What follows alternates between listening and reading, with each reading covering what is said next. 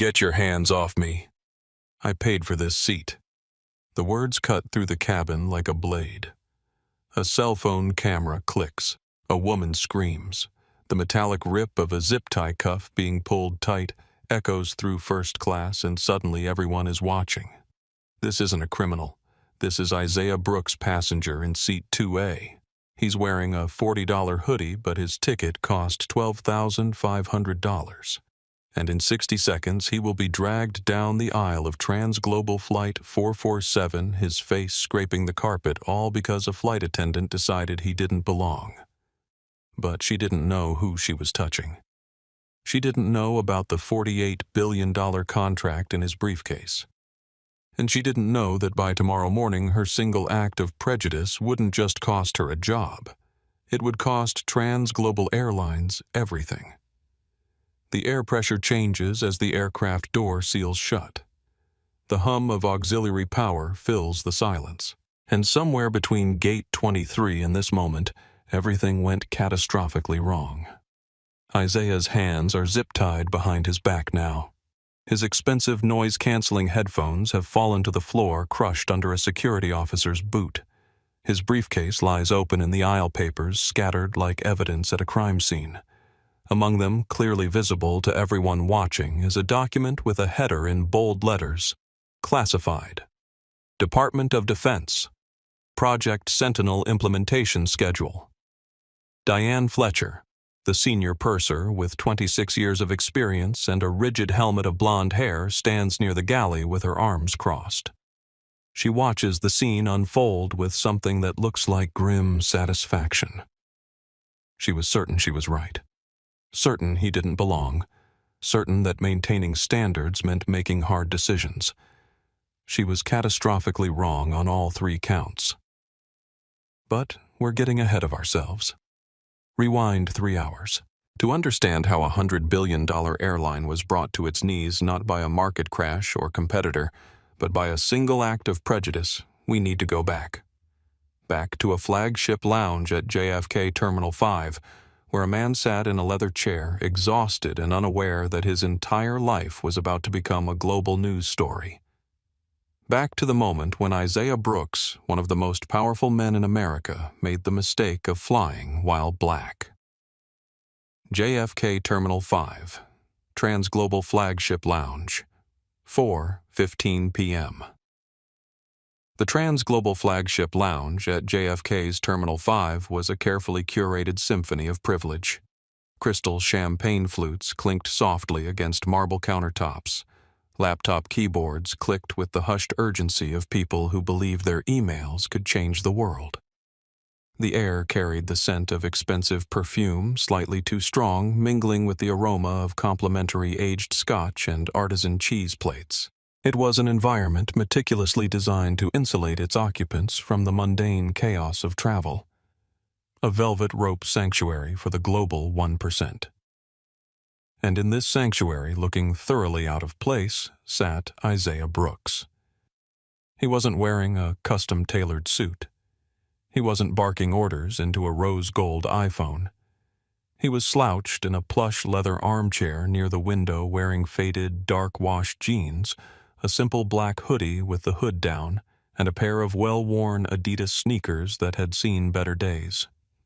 His only concession to luxury was the Bose noise-canceling headphones over his ears, from which the faint, complex rhythms of a neo-jazz quartet could be heard if you listened closely enough. Isaiah was 39 years old with a face that was more thoughtful than classically handsome. High cheekbones, intelligent eyes, a jaw that suggested both strength and restraint. He had the kind of stillness that people often mistook for weakness. They were mistaking it now. The couple in the adjacent seats, a man in a shiny suit with too much cologne, and a woman whose face had been pulled tight by one too many cosmetic procedures, kept glancing at him. Their disapproval was a tangible thing transmitted through raised eyebrows and whispered comments just loud enough to be heard. "How did he get in here?" the woman muttered, not bothering to lower her voice much. Her husband shrugged. "Probably an employee pass. You know how they let the staff family members use these lounges now? Standards aren't what they used to be." Isaiah felt the stares but didn't acknowledge them. He'd learned long ago that responding to every microaggression was a waste of energy. Instead, he kept his eyes on his tablet, scrolling through encrypted documents that would make most people's heads spin. He was exhausted. Not just red-eye flight tired, but soul-deep tired. The kind of exhaustion that settles into your bones after 96 consecutive hours in a classified data center in Northern Virginia, surviving on coffee and 4-hour sleep intervals, finalizing the launch sequence for something that would change the course of modern warfare. Isaiah Brooks wasn't just a tech CEO. He was the founder, lead architect, and majority shareholder of Apex Quantum Systems, the most advanced artificial intelligence and quantum logistics company on Earth. And just 3 hours ago, in a secure conference room at the Pentagon that didn't officially exist, he had signed the single largest defense contract in modern history. $48 billion over 10 years. Project Sentinel, a quantum encrypted logistics network that would exclusively manage the entire global supply chain and cybersecurity framework for the United States Department of Defense. Every military operation, every supply shipment, every classified movement in 4 continents. All of it would run through systems Isaiah had built. The meeting in London tomorrow was pure formality. A handshake with NATO officials, a photo opportunity for the Joint Chiefs, a ceremonial signing of documents that had already been executed in triplicate. The real work was done. Now he just wanted to sleep for 8 uninterrupted hours in his $12,500 first-class pod on Flight 447 to Heathrow. Just sleep. That's all he wanted. He took a sip of water, plain room temperature, not the champagne everyone else seemed to be drinking, and checked his watch. Boarding would start in 10 minutes. His phone buzzed. A text from his chief of staff, Honoraeus, safe travels. Don't forget the NATO reception is black tie. Please don't show up in a hoodie. Isaiah smiled slightly and typed back, no promises. Anna had been with him since the beginning. Since Apex was just 3 people in a garage in Austin. Since venture capitalists laughed them out of boardrooms since the day the Department of Defense took their first meeting and everything changed. She knew him well enough to know that his casual dress wasn't rebellion or ignorance. It was intentional. It was a test. If people couldn't see past his clothes to his credentials that told him everything he needed to know about them. A crisp, synthesized voice chimed through the lounge speakers. We are now pleased to announce the pre-boarding of TransGlobal Flight 447 to London Heathrow, starting with our first-class passengers and TransGlobal Elite members. Isaiah stretched his shoulders, and grabbed his simple black backpack. No designer logo, no status signaling, just a functional bag that held everything he needed. Laptop chargers, a change of clothes. The classified briefcase that was currently handcuffed to his wrist. He shuffled into line with the other first-class passengers. A businessman in an expensive suit. A woman in designer athleisure that probably cost more than most people's monthly rent. An elderly couple holding hands, their platinum status tags dangling from matching luggage. The gate agent, a tired-looking woman in her 50s, scanned his digital boarding pass without really looking at him. Beep. Green light. Clear. Isaiah stepped onto the jet bridge, the accordion tunnel that connected the terminal to the aircraft. His footsteps echoed slightly against the ribbed walls.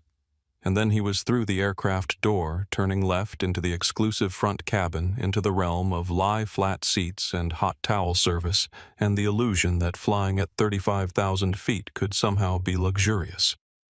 He found his seat, 2A, a spacious pod with its own door, a minibar, and a screen the size of a small television.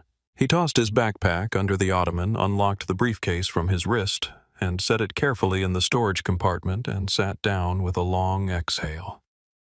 That's when he first saw her. Her name was Diane Fletcher. She was 52 years old with a rigid helmet of blonde hair that hadn't moved in any wind since 1998, and a smile that was all teeth and absolutely no warmth. She was the senior purser on Flight 447, a 26-year veteran of TransGlobal Airways, and she believed deeply fundamentally that first class was a privilege to be earned, not just bought. Diane was from an older school of aviation. She had started her career when flight attendants were still called stewardesses when they wore little pillbox hats and white gloves, when they served 7-course meals in coach and passengers dressed up to fly. When, in her carefully curated memory, flying meant something. She had worked what she thought of as the golden age of aviation, and she had watched with increasing bitterness as that golden age tarnished. As dress codes relaxed, as passengers started showing up in sweatpants and flip-flops, as the sanctity of first class was violated by people who, in Diane's expert opinion, didn't belong there. She'd fought against it, written memos to management about maintaining standards, complained about passengers who looked like they'd just rolled out of bed, been written up twice for what the HR department called discriminatory seating practices, though Diane would never use that phrase. She wasn't discriminating. She was maintaining standards. There was a difference. Both times she'd been sent to sensitivity training. Both times she'd sat through PowerPoint presentations delivered by earnest young women with clipboards who used phrases like unconscious bias and respectability politics. Both times she'd smiled, nodded past the required quiz, and gone right back to her old ways. Because Diane Fletcher wasn't racist. She'd served black passengers before. Plenty of them. Professional athletes, entertainers, business executives in 3-piece suits. She had no problem with them. They knew how to dress. They knew how to behave. They belonged. But this man settling into seat 2A, the one in the hoodie and jeans with the worn-out sneakers and the cheap backpack, he didn't belong. And Diane could tell in 3 seconds. Her eyes performed a rapid assessment. No visible jewelry, no expensive watch, no designer bag. Clothes that looked like they came from a department store clearance rack. And that hoodie, that damn hoodie, the universal symbol of everything wrong with modern flying. He was probably a buddy pass traveler, she decided.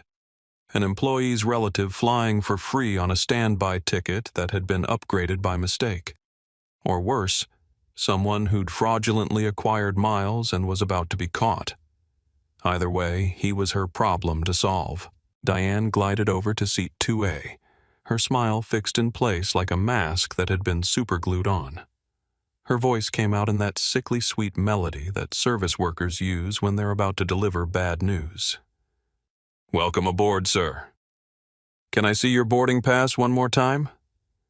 Isaiah, still half immersed in the music from his headphones, looked up with visible annoyance. He'd just sat down. He'd just gotten comfortable. And now this. He pulled one earbud out. "Sorry, your boarding pass, sir. I need to verify it." Diane's smile didn't waver, but her eyes were cold, assessing, already convinced of the answer. Isaiah sighed, pulled up the digital pass on his phone and held it out for her to see.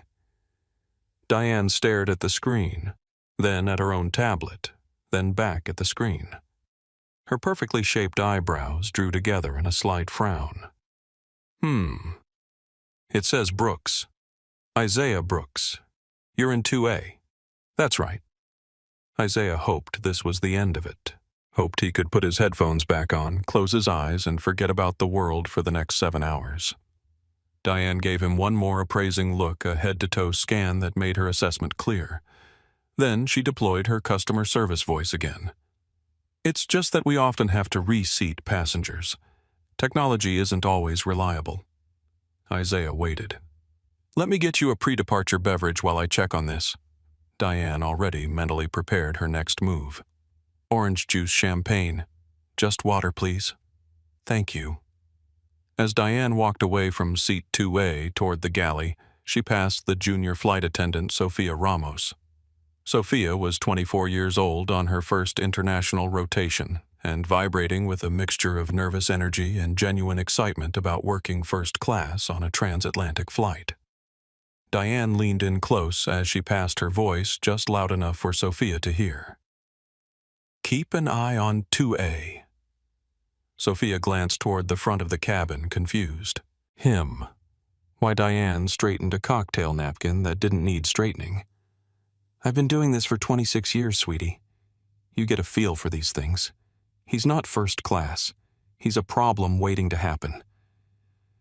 Sophia looked back at Isaiah Brooks quietly reading something on his phone, his headphones back over his ears, bothering no one. To her, he just looked like a tired traveler. But Diane was the boss. Diane had been doing this longer than Sophia had been alive. Sophia's stomach twisted. She had a very bad feeling about this. The first-class cabin of TransGlobal Flight 447 was filling up with the kind of people who were used to being first. First in line, first to be served, first to complain when things weren't perfect.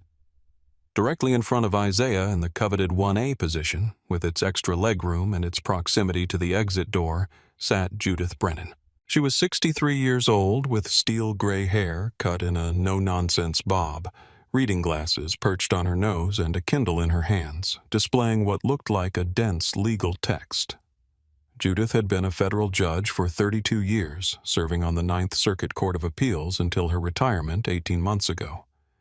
She'd presided over cases involving civil rights violations, employment discrimination, unlawful detention, and about 1,000 variations on the theme of powerful people abusing powerless people.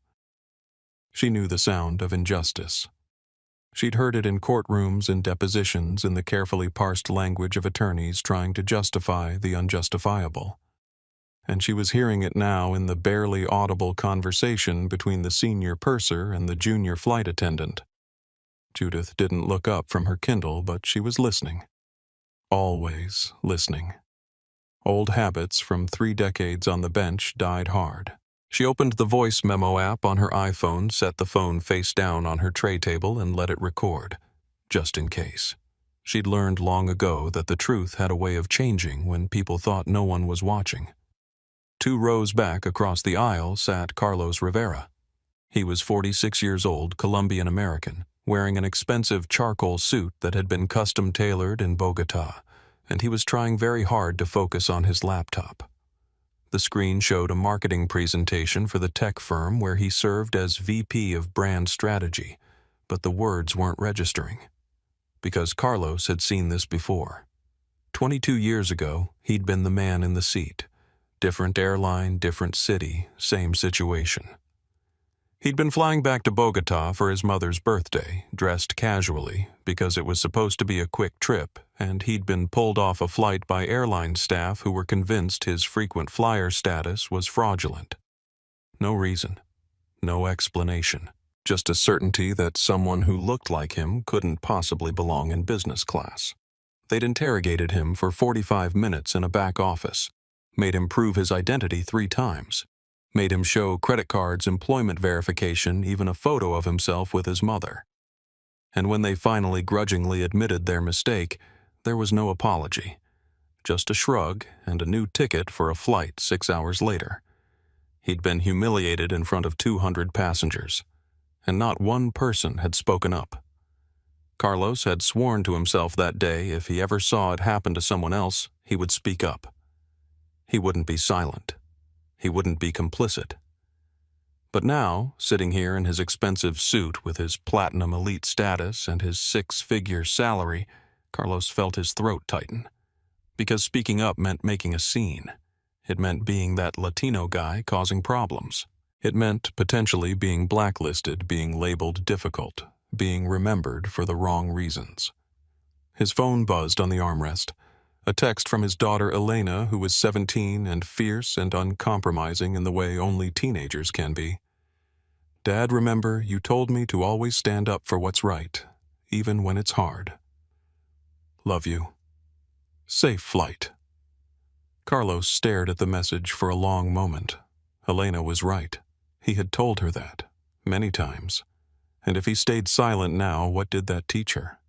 That principles only mattered when they were convenient. He kept his phone out, camera app ready, and watched. 3 rows behind Isaiah. The problem began. Richard Pemberton was 48 years old, a self-described road warrior who flew this route twice a month and believed this made him airline royalty. He was the VP of regional sales for a mid-level pharmaceutical company, the kind of guy who name-dropped executives he'd met once at conferences and who made sure everyone knew about his platinum elite status and his million-miler credentials. Right now, Richard was having what he would later describe as a very bad evening. His seat 5B, a perfectly good first-class pod, had a flickering entertainment screen. The display would work for 30 seconds, then fritz out, then work again, then glitch. It was annoying. It was unacceptable. And Richard Pemberton did not tolerate unacceptable. "This is unacceptable." His voice carried easily through the cabin. Several passengers looked up. "The screen is flickering. How am I supposed to review my presentation? Do you know how much I pay this airline? Hundreds of thousands of dollars a year?" Diane Fletcher materialized at his side almost instantly, her professional sympathy mask sliding smoothly into place. "Mr. Pemberton, I am so sorry. Let me reset the system for you." "You've already reset it twice." Richard's face was flushing red now, the color rising from his collar to his receding hairline. "It's broken. This is substandard. I want a new seat. Sir, as you can see, the cabin is completely full tonight." "Then make one." Richard crossed his arms, his body language radiating the entitlement of someone who'd spent decades being told yes. "Or I'll be on the phone with your corporate VP of customer relations before we even push back from the gate. I have his personal number." Diane's mask of pleasantry tightened almost imperceptibly. She knew this threat. She understood it intimately. A complaint from a platinum elite million-miler like Richard Pemberton would mean hours of paperwork, a formal incident report, a mark on her otherwise spotless record, and possibly a letter of reprimand. This was a threat she took seriously. Her eyes scanned the cabin, moving quickly over the filled seats looking for a solution, looking for the path of least resistance, looking for someone who wouldn't have Richard Pemberton's connections, who wouldn't cause the same bureaucratic headache, who could be moved without consequence. Her gaze landed on seat 2A, on the man in the hoodie. The calculation was instant and instinctive. He didn't fit. He probably didn't have corporate connections. He probably wouldn't escalate. He was in Diane Fletcher's 26 years of experience, the perfect candidate for an involuntary seat change. Decision made. One row behind Richard Pemberton, apparently absorbed in a classified technical manual, sat Lieutenant Colonel James Bradford of the United States Air Force. He was 51 years old, with short-cropped gray hair and the ramrod posture of someone who'd spent 30 years in uniform. He was on his way to RAF Mildenhall for a classified briefing on joint NATO operations. The manual he was reading dealt with quantum encryption protocols for military supply chains. Dry stuff. Technical. The kind of reading that required focus, which is why he hadn't noticed the brewing conflict yet. But he would. Very soon. Diane Fletcher took a deep breath, straightened her uniform jacket, and marched purposefully toward the front of the cabin.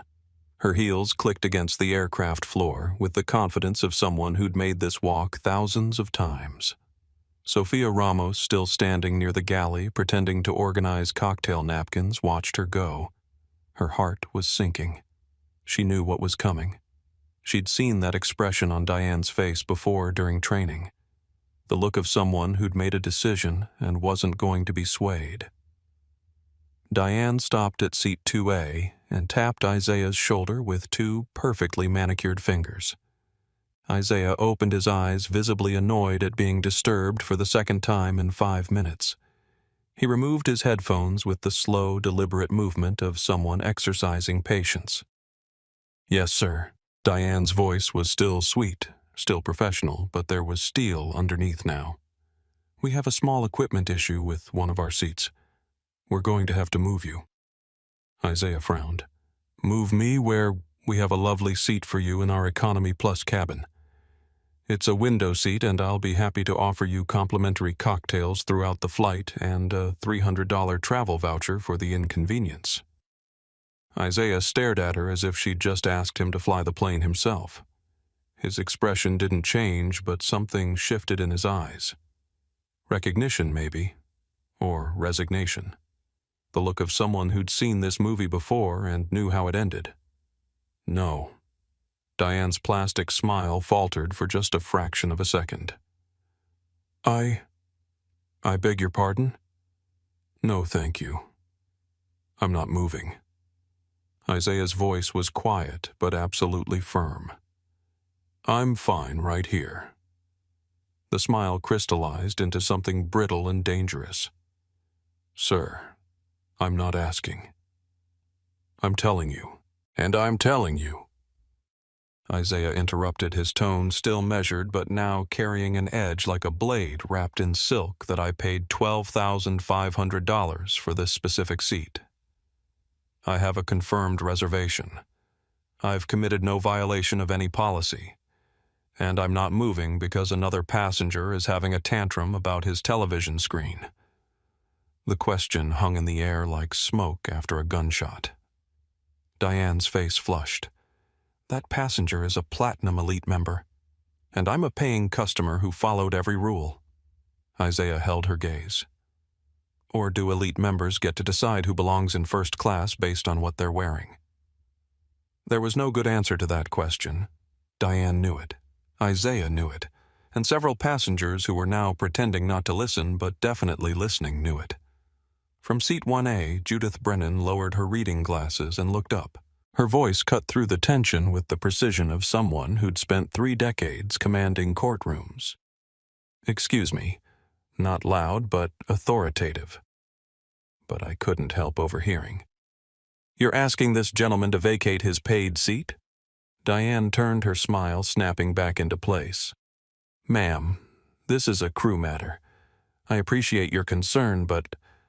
I appreciate, Judith interrupted smoothly, that you're about to make a very expensive mistake. I've seen enough unlawful ejections in my career to recognize the setup. This passenger has a valid boarding pass. He's been seated without incident. And now you want to move him to accommodate someone else's complaint about a mechanical issue. She reached into her bag, pulled out her iPhone, opened the voice memo app with deliberate slowness, and set the phone face up on her tray table. The red recording dot blinked steadily, unmistakably. I'm Judith Brennan, retired federal judge, 9th Circuit Court of Appeals. Please continue. I'm listening very carefully. Diane felt the first tremor of uncertainty. A recording. A federal judge. This was escalating in ways she hadn't anticipated, but she'd already committed. Backing down now would mean admitting she was wrong. Would mean losing face in front of the cabin. Would mean Richard Pemberton would still be complaining and she'd have accomplished nothing. So she doubled down. Ma'am, I understand your concern, but I have a responsibility to all our passengers, and sometimes that means making difficult decisions. This isn't difficult. Isaiah's voice was quiet but absolute. This is simple. I'm staying in my seat. End of discussion. Diane's jaw tightened. Let me be very clear, sir. If you refuse to comply with crew instructions, I will have no choice but to call security. Let me be very clear. Isaiah echoed her phrasing, his voice dropping to something even quieter but infinitely more serious. If you want me out of this seat, you will have to physically remove me. And if you choose to do that, everything that happens next will be your decision, not mine. Do you understand? For a long moment, they stared at each other. Diane Fletcher, who believed she was maintaining standards. Isaiah Brooks, who knew he was defending his dignity. Sophia Ramos watched from the galley, her hands frozen on a coffee pot.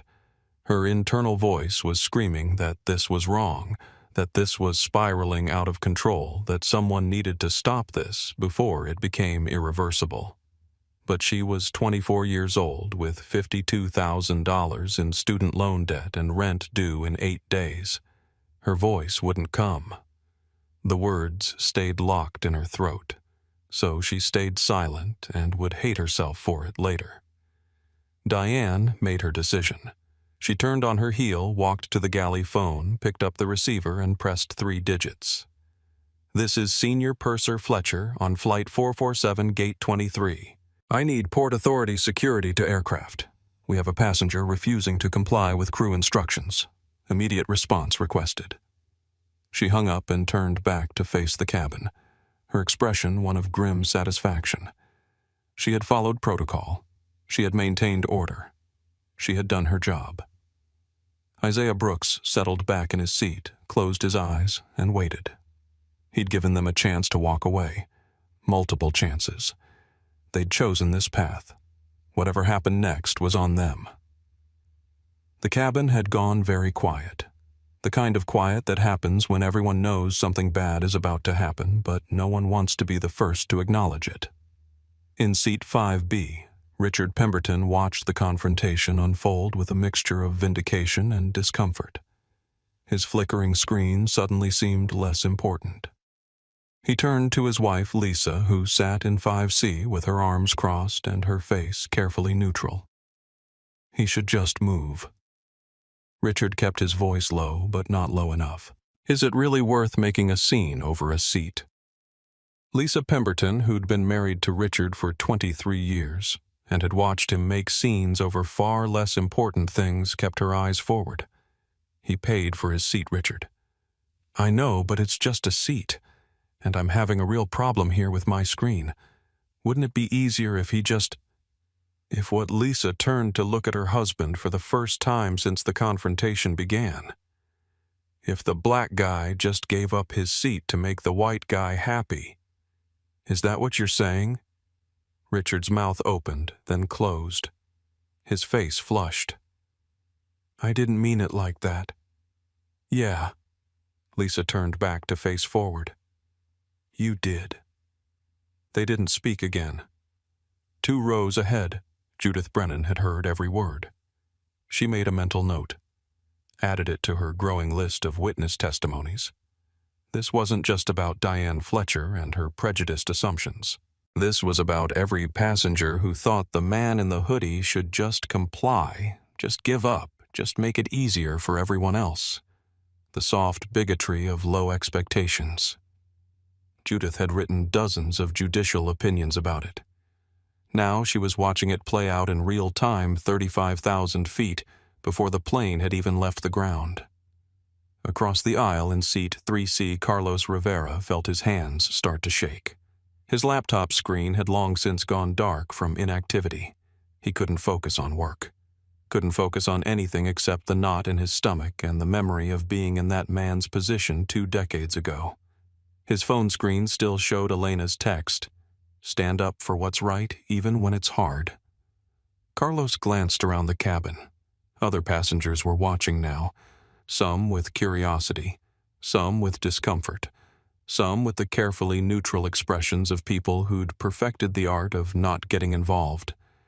He thought about his daughter, about the conversations they'd had about courage and principles, about the speech he'd given her when she'd witnessed bullying at school and wanted to know if she should report it.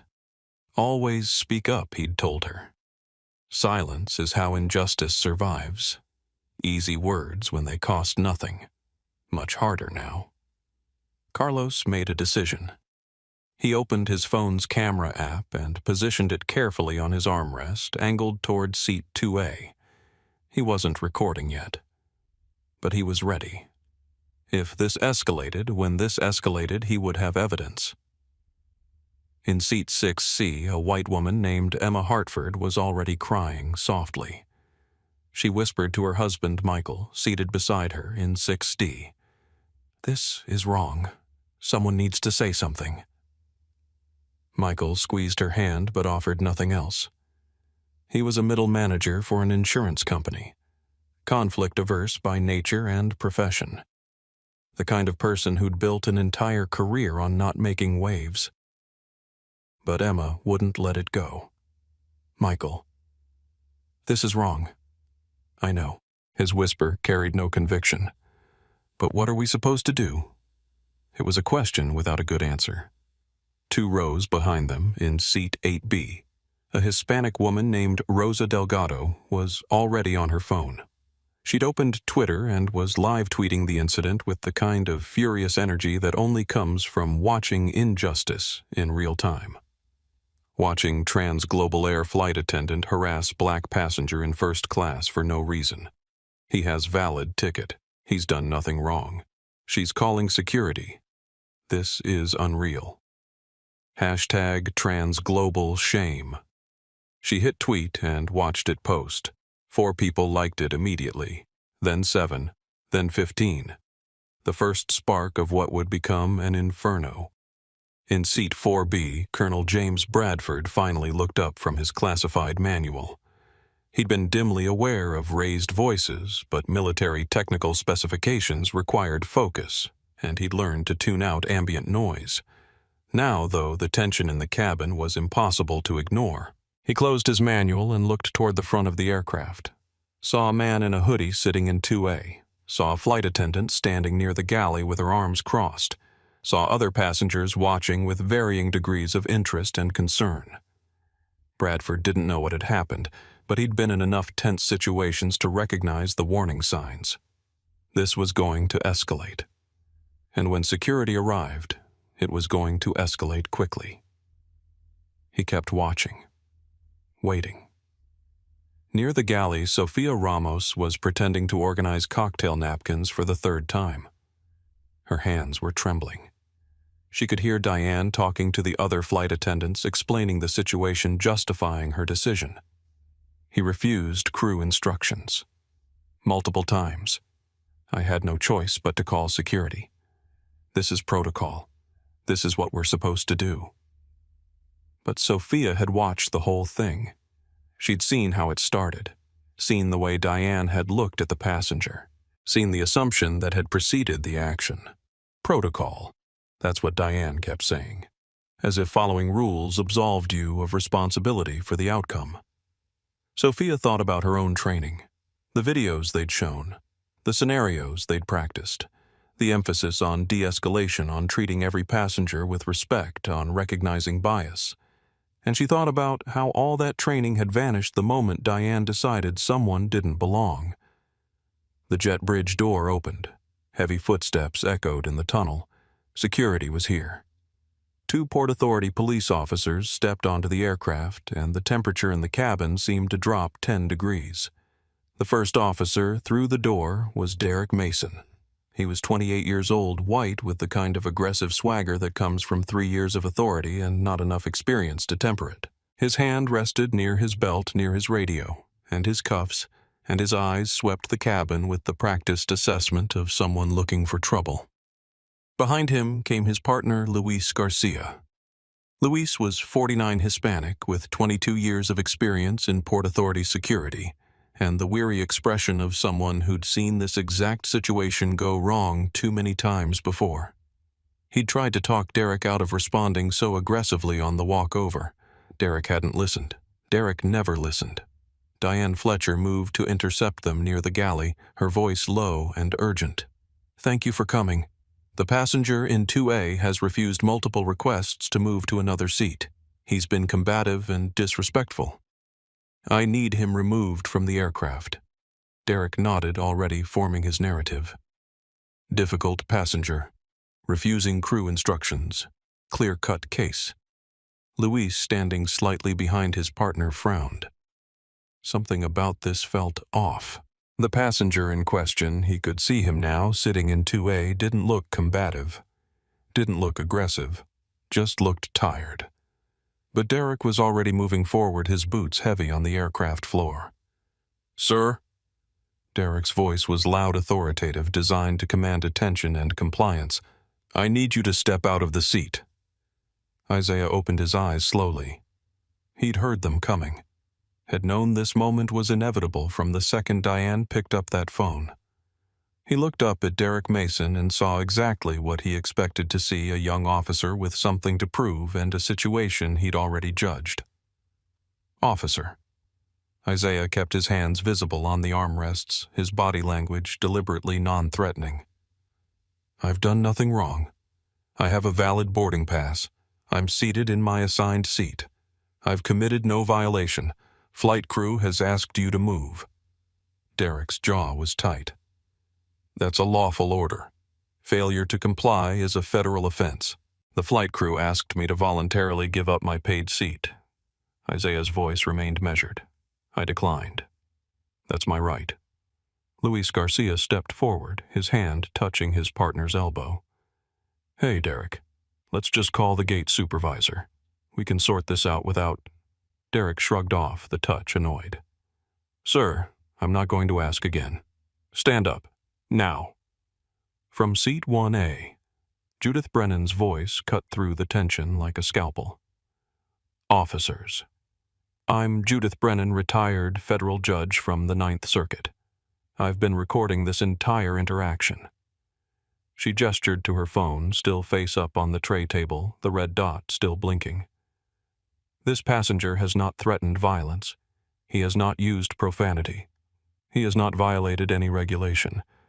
What you're about to do is unlawful detention. Derek glanced at her irritation flashing across his face. Ma'am, please stay in your seat and let us do our job. I am in my seat. Judith's tone remained even. And I'm witnessing what's about to become an assault in progress. I'm documenting it for the inevitable lawsuit. Derek's face flushed red. He didn't like being challenged. Didn't like having his authority questioned by civilians who thought they knew better. He turned back to Isaiah, and his voice had an edge now. Last chance. Stand up and come with us voluntarily, or I will remove you by force. Isaiah looked at him for a long moment. Then he spoke his words careful and deliberate. Officer, I am not resisting. I am not being violent. I am simply refusing to give up my seat. Those are different things. If you choose to use force against me, that's your decision.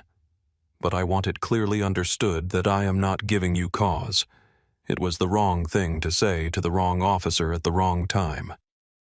Derek's ego, already bruised by Judith's intervention, couldn't tolerate this quiet defiance. This measured refusal from a man in a hoodie who thought he could tell a police officer what was and wasn't lawful. In seat 3C, Carlos Rivera saw it coming, saw the shift in Derek's body language, saw the decision being made. His hands were shaking as he positioned his phone, but he hit the record button, started filming. And then Carlos did something he'd sworn he would do, but had been terrified to actually follow through on. He stood up. Stop. His voice trembled, but carried. You're making a mistake. Every head in the cabin turned. Derek spun around, his authority challenged now from multiple directions. Sir, sit down. This doesn't concern you. No. Carlos felt like he was jumping off a cliff. I've been sitting here for the past 20 minutes. I watched everything. This man did nothing wrong. He wasn't aggressive. He didn't raise his voice. He asked to see a supervisor. He has a valid boarding pass. And now you're about to put your hands on him. Carlos lifted his phone higher, making sure the camera was visible. I'm Carlos Rivera, seat 3C. It's 6:47 p.m. and I'm watching a passenger being removed for the crime of existing while black in first class. Other phones came out, not all at once, not in a coordinated wave, but one by one, like fireflies lighting up at dusk. Emma Hartford in 6C, her hands still shaking but her phone steady. Michael Chen in 6D finally finding his courage. Rosa Delgado in 8B already streaming live to Twitter. A businessman in 9A whose name no one would ever learn, but whose video would get 15 million views. At least 7 different cameras, 7 different angles, all recording, all time-stamped, all capturing this exact moment. Derek looked around the cabin and saw what his partner had been trying to warn him about. This wasn't a clean removal anymore. This was being documented from every angle.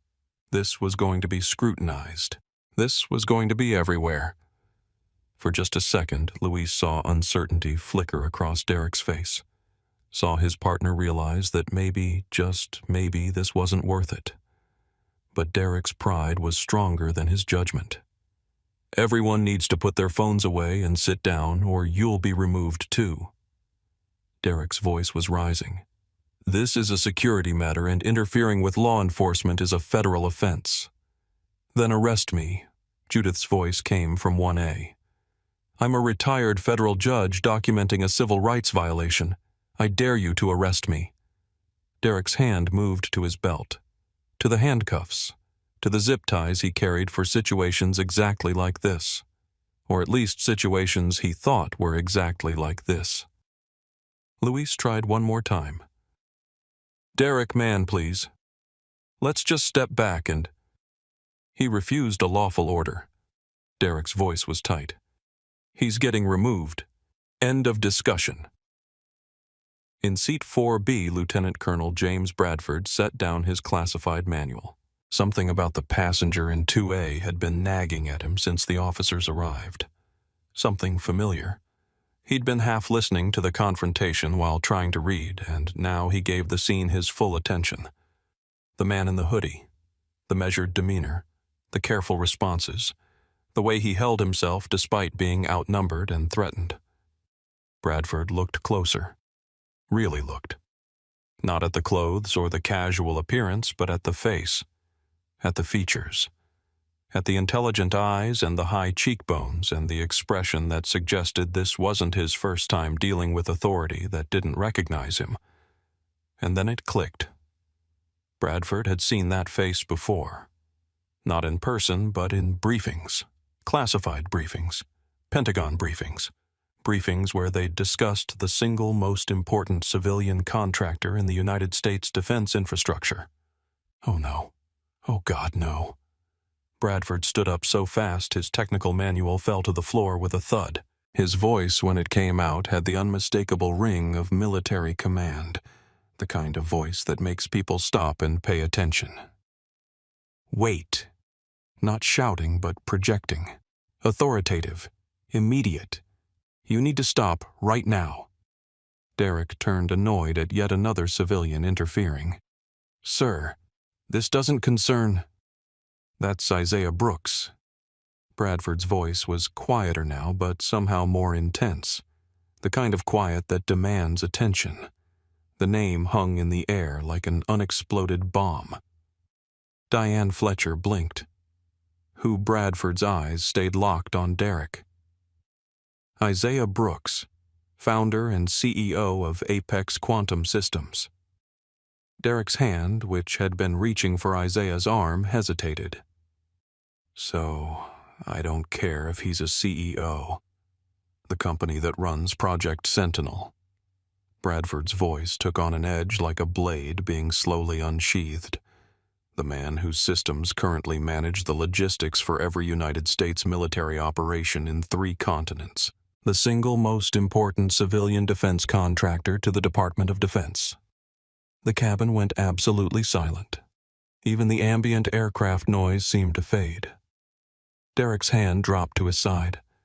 Bradford took a step closer, his posture military straight, his eyes hard. "You're telling me you're about to zip tie and drag off the man who 72 hours ago signed a $48 billion contract with the Pentagon to run our entire military logistics network?" Diane's face had gone white. Actually white. The color draining from her cheeks like someone had pulled a plug. I didn't know. I didn't." "You didn't know." Bradford's voice was ice. "Or you didn't care.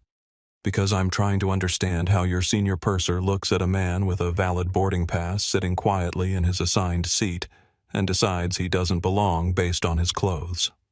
Judith Brennan, still recording from 1A, spoke quietly but clearly for the record. "I believe that's called assumption of criminality based on appearance, also known as racial profiling, which is, for the record, illegal."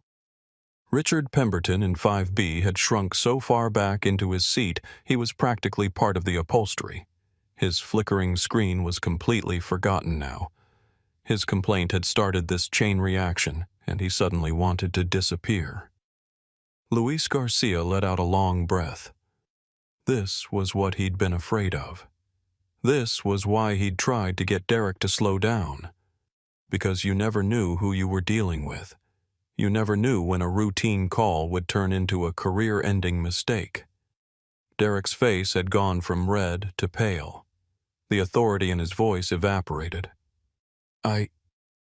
We were just responding to a call from the flight crew. They said he was refusing. He was refusing to give up his paid seat. Bradford's words were clipped. That's not a crime. That's a right. From seat 2A, Isaiah Brooks finally spoke. His voice was quiet, measured, almost sad.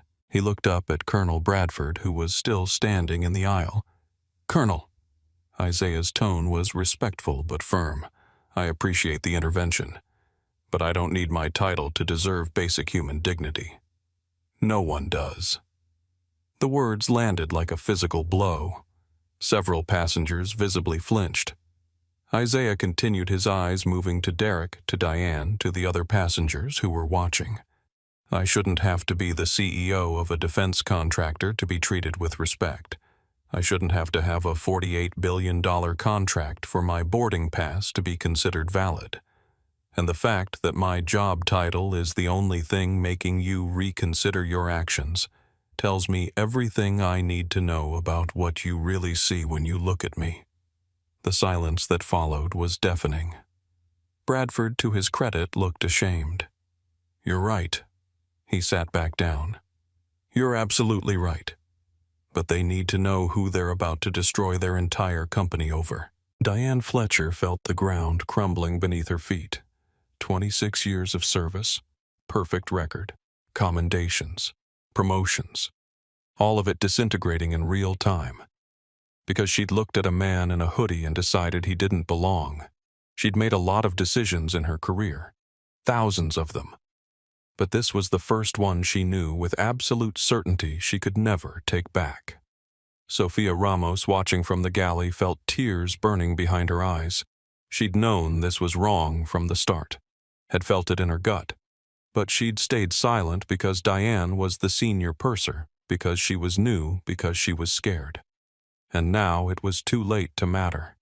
Derek Mason, standing in the aisle with his hand still near his belt, felt something cold settle in his stomach. He'd been a Port Authority officer for 3 years. He'd done this job 100 times.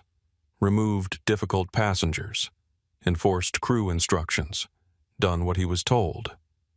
But this was different. This felt different. The multiple cameras, the federal judge, the military officer. And now the revelation that the difficult passenger was someone the Pentagon considered indispensable. Luis Garcia put a hand on his partner's shoulder. "Derek, we need to call this in. We need to talk to our supervisor before this goes any further."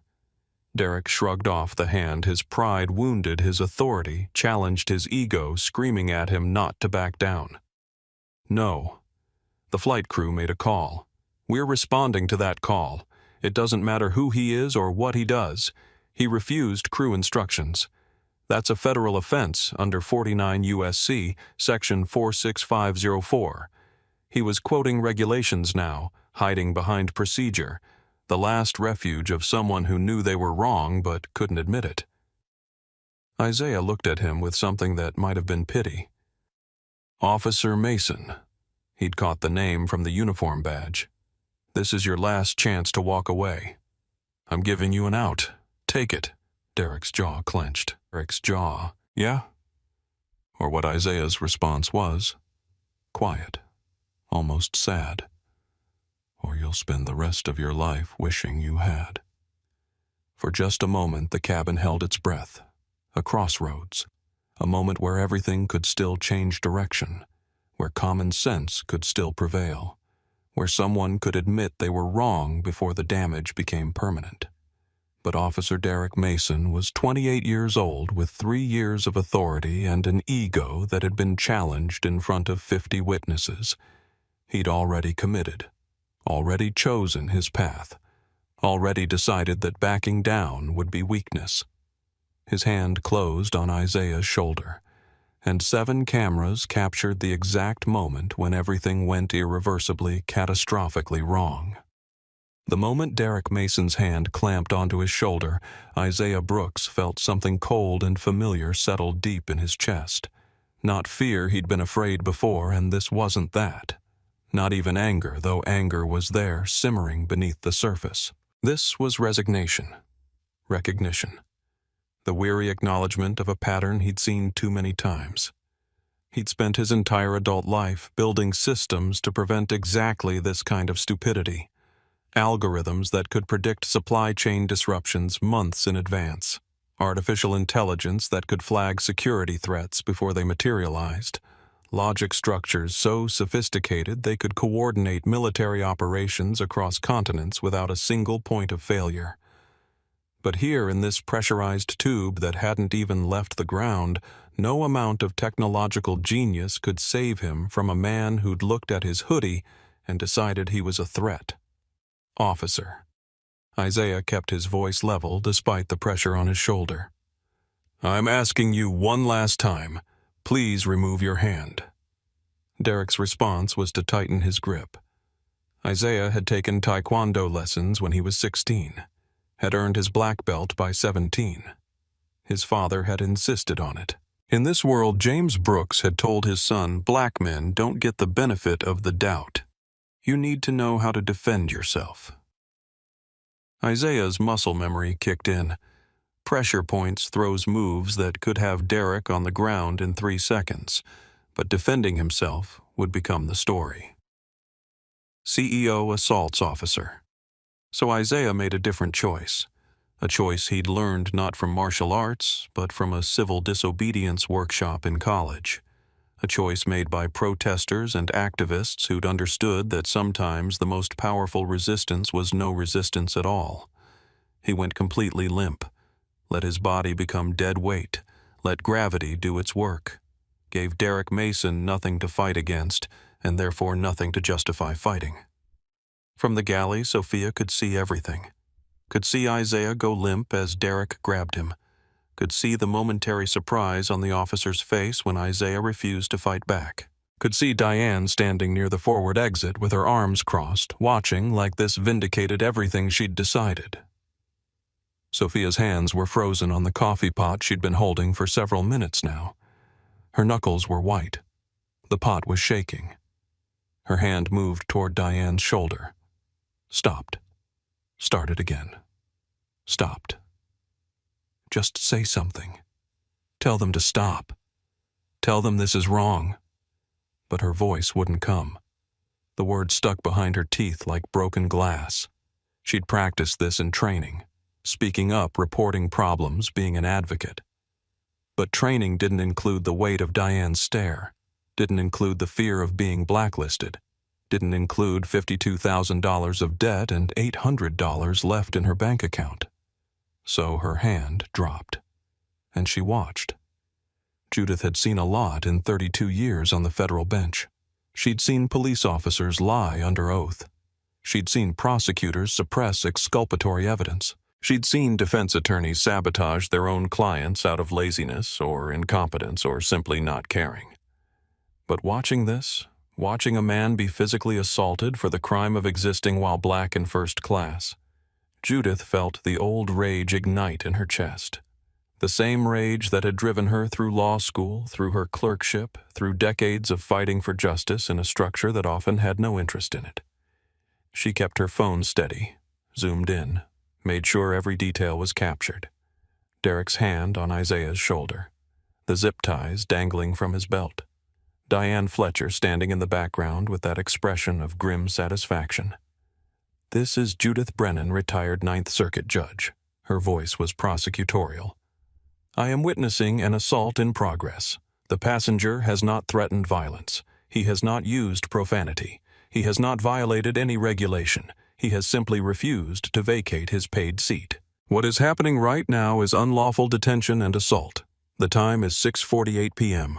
Location is TransGlobal Flight 447, Gate 23, JFK Terminal 5. Carlos's hands were shaking so hard he could barely keep his phone steady. He'd promised himself he would speak up, had stood up, had started recording, had called out what was happening. But now, watching Derek's aggressive body language, watching the way the officer's hand moved from Isaiah's shoulder toward his belt where the handcuffs and zip ties hung, Carlos felt something he hadn't felt in years. Genuine physical fear. This cop wasn't just removing a passenger. He was looking for a fight, looking for an excuse to escalate. And Carlos knew. Knew from experience, knew from statistics, knew from the cold reality of being a brown man in America how this could end for him too if he interfered too much. His daughter's text was still on his screen. Stand up for what's right even when it's hard. He kept recording, kept his camera steady. It wasn't enough. It would never be enough. But it was what he could do without risking everything. Derek's second hand came up, grabbing Isaiah's other shoulder, preparing to pull him from the seat. Isaiah forced his body to go slack, completely slack, dead weight. Derek, expecting resistance, stumbled slightly. And then, in a move that would be dissected in training videos for years to come, he shouted, "Stop resisting!" Even though Isaiah wasn't resisting at all. Even though multiple cameras clearly showed Isaiah's hands down his body limp, offering no physical resistance whatsoever. Luis Garcia stepped forward, his voice urgent. "Derek, wait!" But Derek was beyond listening, beyond reason. He'd been challenged, embarrassed, questioned by civilians and military officers and federal judges. His authority had been undermined. His ego was shredded. And now this man in a hoodie who thought he was too good to follow orders, was going to comply even if Derek had to drag him off this plane himself. The zip tie package ripped open with that distinctive plastic sound. Rapey. Multiple passengers gasped. Someone whispered, "Oh my God." Emma Hartford started crying.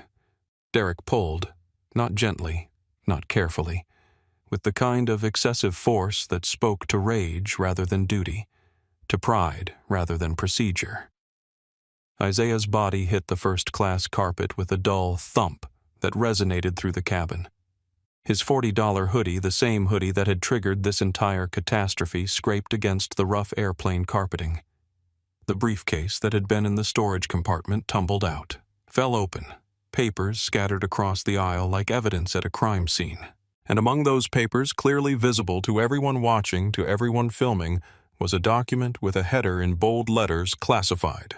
Department of Defense. Project Sentinel Implementation Schedule. Judith's camera caught it. So did Carlos's. So did Emma's and Michael's and Rosa's and at least 4 others. The proof of who Isaiah Brooks was scattered on the floor, impossible to deny. In seat 5B, Richard Pemberton watched Isaiah's body hit the carpet. This was his fault.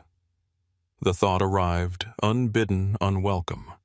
His complaint about the flickering screen, his demand for a better seat, his threat to call corporate. Lisa's hand found his wrist, squeezed hard, too hard. He glanced at her. She was staring straight ahead, tears running down her face, not bothering to wipe them away. She didn't need to say it. He could read it in her grip. "You did this." Richard looked back at Isaiah being dragged past him. Wanted to say something, do something. But his throat had closed, his voice gone. He'd gotten what he wanted, a passenger removed, problem solved. He just hadn't realized the cost. Derek dragged Isaiah down the aisle. Not quickly, because 185 pounds of dead weight is hard to move. Not efficiently, because nothing about this was efficient. Just with grinding, humiliating determination. Isaiah kept his hands visible, kept his body limp, kept his eyes open and alert, memorizing every detail, every face, every moment. Not fighting, never fighting, because fighting would give them the excuse they were looking for. The carpet burned against his face. His shoulder hit an armrest. His hip caught the edge of a seat leg. Small injuries. Nothing serious. But each one documented by multiple cameras from multiple angles. In seat 6C, Emma Hartford was openly weeping now. Her husband Michael had his arm around her, but his own face was pale, shocked. This wasn't supposed to happen. Not on a commercial flight. Not in 2024. Not in America. In seat 8B, Rosa Delgado's fingers flew across her phone screen, live tweeting every second. They're dragging him. He's not fighting. He's completely limp. They're dragging him off the plane. This is unreal. Hashtag TransGlobal Shame. Hashtag Isaiah Brooks. In seat 9A, a businessman whose name would never matter was filming vertical video for TikTok. His hands shaking, his voice shaking as he narrated. Holy shit, they're actually doing it. They're dragging him off. He didn't do anything. He just wouldn't give up his seat. In seat 4A, another passenger muttered, "This is insane. This is actually insane." Captain Veronica Walsh heard the commotion through the flight deck door, heard the raised voices, the gasps, the distinctive sound of someone being dragged across carpet. She'd been a commercial pilot for 19 years. She knew what those sounds meant. She picked up the interphone and called ground control. "This is Captain Walsh, Flight 447. We have a situation in the cabin. I'm requesting security footage from aircraft internal cameras for the past 15 minutes. Official request for the record." The ground controller acknowledged. The cameras were already recording. The footage would be time-stamped, officially documented, undeniable. Captain Walsh made that call knowing it might save her career later. Made it because she'd learned long ago that when things went wrong, having an official record was the difference between being held accountable and being made a scapegoat. By the time Derek dragged Isaiah to the galley, the point of no return had been crossed. 11 separate cameras had recorded the incident from different angles. 11 separate videos, all time-stamped, all showing the same undeniable truth. A man being violently removed from his paid seat by a police officer who'd confused ego with authority. The age of accountability had arrived on Flight 447, and no one was ready for it. Diane Fletcher stood near the forward exit watching. The first cold tendrils of genuine fear were creeping into her chest now. This had escalated far beyond what she'd anticipated. She'd thought it would be simple, quiet. One passenger moved, problem solved.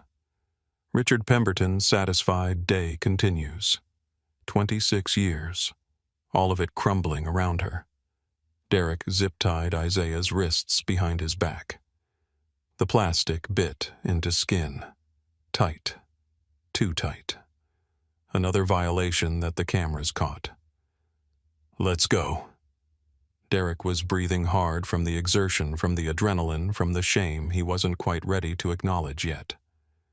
Isaiah stood when Derek pulled him up his wrists, bound, his dignity intact, his face carefully neutral. They walked him off the aircraft, down the jet bridge, away from the cameras. But the damage was done. The evidence was captured. The videos were time-stamped. The witnesses were ready. And in approximately 43 minutes, when Carlos Rivera posted his video to Twitter, the entire world would watch what had happened to Isaiah Brooks. Silence. No one moved. No one breathed. The cabin frozen 50 witnesses to what they'd just seen. Sofia Ramos finally set down her coffee pot with trembling hands. She'd been gripping it so hard her fingers had gone numb. Now, looking at the scattered papers still lying in the aisle where Isaiah's briefcase had fallen, she felt something inside her crack. Not break entirely, but fracture. A hairline split in whatever armor she'd built around her conscience.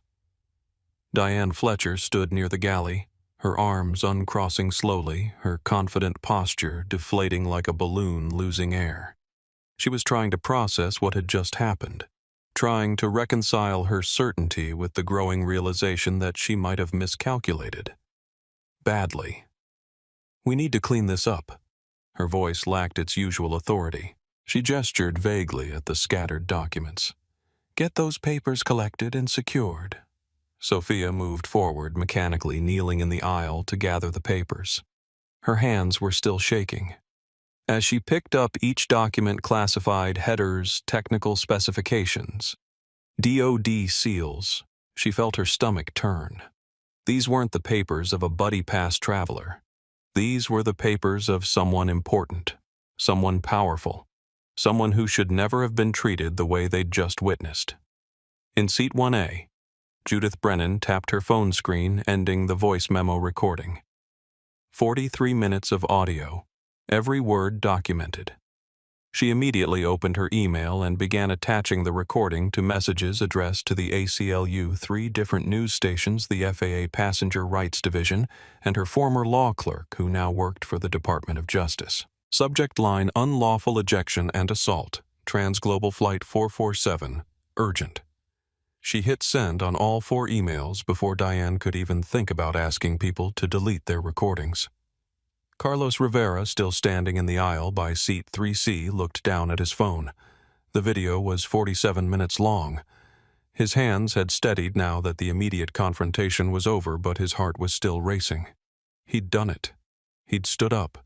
He'd recorded. He'd spoken out. But had it been enough? Would it matter? Or would this just become another video lost in the endless scroll of injustice that people watched, felt briefly outraged about, and then forgot? His finger hovered over the Twitter app. He'd recorded this for a reason. Evidence only mattered if people saw it. He opened Twitter, uploaded the video with shaking hands, and began typing. Just watched Isaiah Brooks, CEO of Apex Quantum Systems, dragged off TransGlobal Air for refusing to give up his paid first-class seat to an entitled passenger. He was composed. He was respectful. They zip-tied him and dragged him down the aisle anyway. 11 of us recorded it. This is what racial profiling looks like. Hashtag TransGlobal Shame. Hashtag Isaiah Brooks. His finger hovered over the tweet button. This would make him visible, make him a target, make him part of the story instead of just a witness. He thought about Elena, about the conversation they would have when he got home, about being able to look his daughter in the eye and tell her he'd done the right thing when it mattered. He pressed tweet. The video went live at 6:52 p.m. In seat 5B, Richard Pemberton finally looked away from his flickering screen. His wife, Lisa, was staring at him with an expression he'd never seen before. Not quite disgust, but close. Something harder and colder. "You started this." Her voice was barely above a whisper. "Your complaint, your demand for a better seat. That's what started this entire thing." "I didn't know," Richard started. "You didn't care," Lisa interrupted. "You wanted your seat, and you didn't care what happened to anyone else to get it. And now a man was dragged off this plane because you couldn't handle a flickering screen." Richard opened his mouth to defend himself, to explain that it wasn't like that he hadn't meant for any of this to happen. But the words died in his throat because Lisa was right. He had started this. His entitled tantrum had been the first domino. Several rows back, Emma and Michael Chen were having a similar conversation in whispered tones. "We should have said something earlier." Emma wiped her eyes. "Before it got to that point." "What could we have done?" Michael asked, but his voice carried no conviction. "Something. Anything." Emma looked around the cabin at the other passengers, most of whom were now on their phones typing or calling or texting. All these people recorded it. But how many of us spoke up before it turned violent? The answer they both knew was very few. Near the cockpit, Captain Walsh's voice came over the intercom. Professional, measured, carefully neutral. "Ladies and gentlemen, this is Captain Walsh. Due to a security incident, we're going to have a brief delay while we sort things out. We appreciate your patience and apologize for the inconvenience. Flight attendants, please prepare the cabin for an extended ground delay." A brief delay. As if what they'd just witnessed could be summed up as an inconvenience. Several passengers stood up. A man in 7A walked to the front, speaking directly to Diane. "I want off this flight. I'm not flying an airline that treats passengers like criminals." A woman in business class called out, "I'm recording a formal complaint. That was assault. We all saw it. Another passenger, I'm calling corporate. This is unacceptable." The cabin was buzzing now, the shocked silence breaking into a cacophony of anger and disbelief, and people pulling out phones to make calls, to tweet, to post on Facebook and Instagram and TikTok. The story was escaping, spreading, multiplying, and there was nothing Diane or Captain Walsh or TransGlobal Airlines could do to contain it. On the jet bridge, Isaiah stood with his wrists still zip-tied behind his back. Luis Garcia had finally cut them off, looking sick as he did so. "Man, I'm sorry." Luis's voice was quiet. "Derek shouldn't have." I tried to stop him. Isaiah looked at him, his expression unreadable. "Your partner just made the worst decision of his career, and you let him." Luis had no response, because Isaiah was right. A Port Authority supervisor arrived looking harried and angry. "What happened here?" Derek started to explain, using the voice he'd been trained to use when writing incident reports. Clinical. Detached. Subject refused crew instructions to vacate seat. Subject became argumentative and confrontational. Subject failed to comply with lawful orders from Port Authority officers. Subject was removed using minimum necessary force. "There are 11 videos," Isaiah interrupted quietly. 11 different cameras, all showing that I never raised my voice, never threatened anyone, and never resisted. Your officer grabbed me, dragged me, and zip-tied me while I was completely cooperative. Minimum necessary force is an interesting phrase for assaulting someone who's sitting still. The supervisor's face went pale. Videos. 11 of them. Time-stamped. From multiple angles, including one from a retired federal judge who documented the entire incident and has already sent it to the Justice Department. Isaiah's voice remained level, but there was steel underneath now. "You should probably start calling your lawyers." Carlos Rivera's tweet posted at 6:52 p.m. Eastern Time. By 7 Aru p.m., 8,400 retweets. By 7:30 p.m., 127,000 retweets, trending nationally.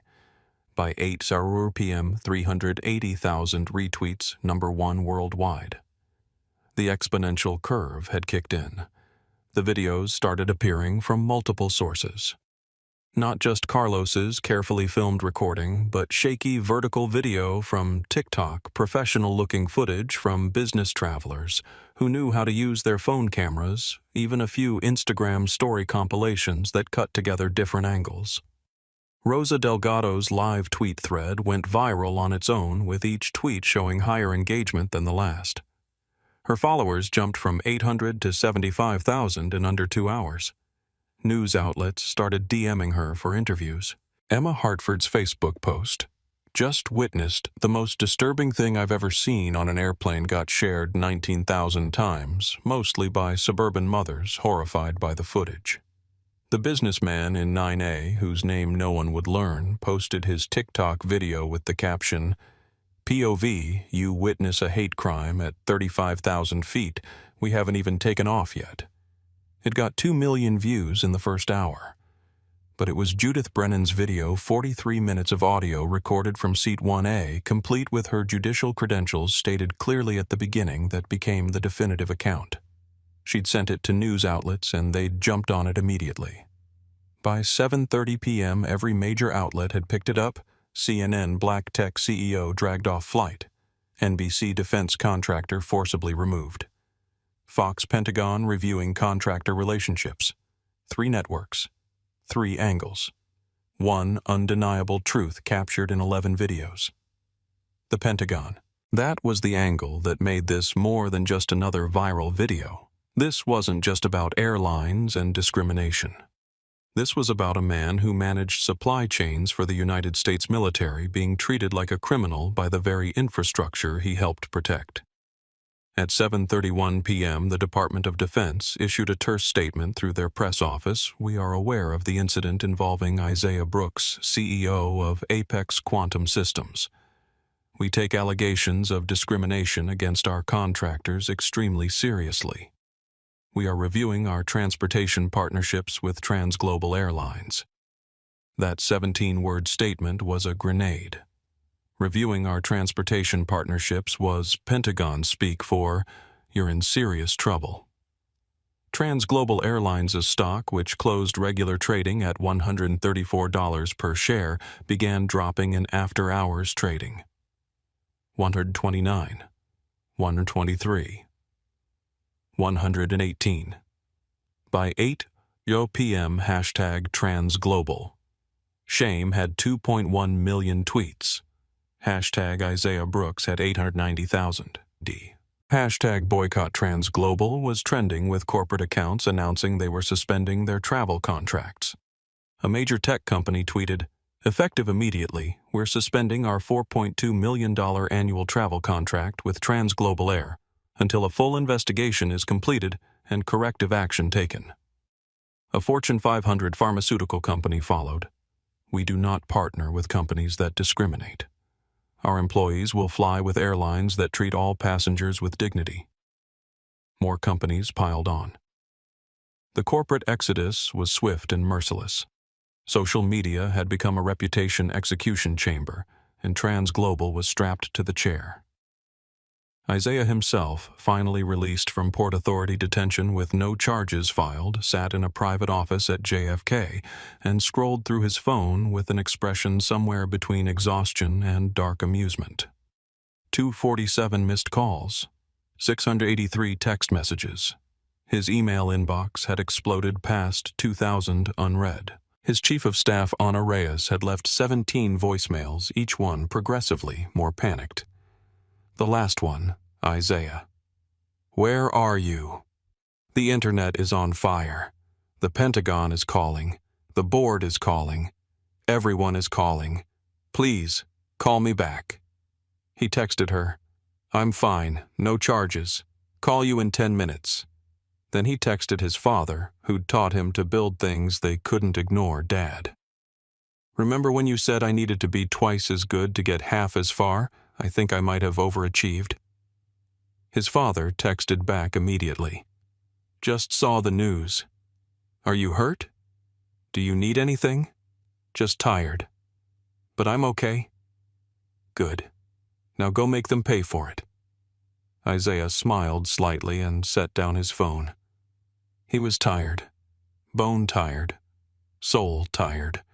The kind of tired that comes from being treated like a criminal for the sin of existing while black. But he wasn't broken. And he wasn't done. He picked up his phone again and called his attorney. Michael. He spoke as soon as the lawyer answered on the first ring. "We need to talk about filing suit against TransGlobal, against the Port Authority, against everyone involved. Not for the money, for the principle, and for the precedent. Already drafting the complaint." His attorney's voice was sharp-focused. "We'll have it filed by Monday morning.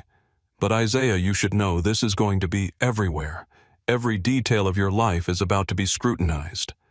Let them scrutinize." Isaiah's voice was firm. "I've got nothing to hide. They're the ones who should be worried."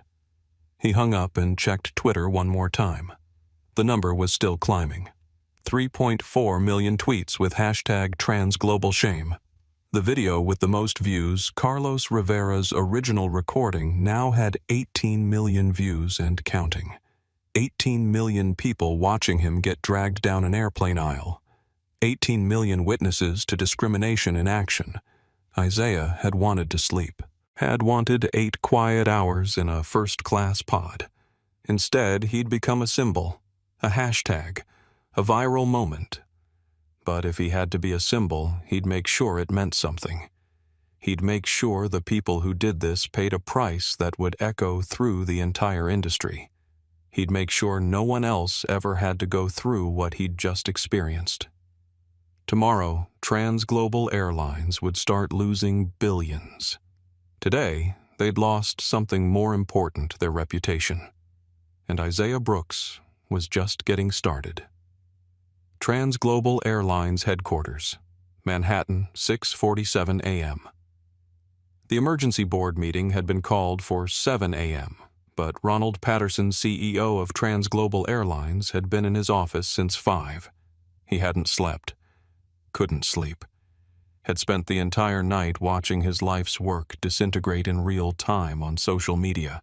Now he stood at his office window looking out at the Manhattan skyline as the sun rose over the East River and watched the opening bell approach with the dread of a condemned man watching the clock tick toward execution.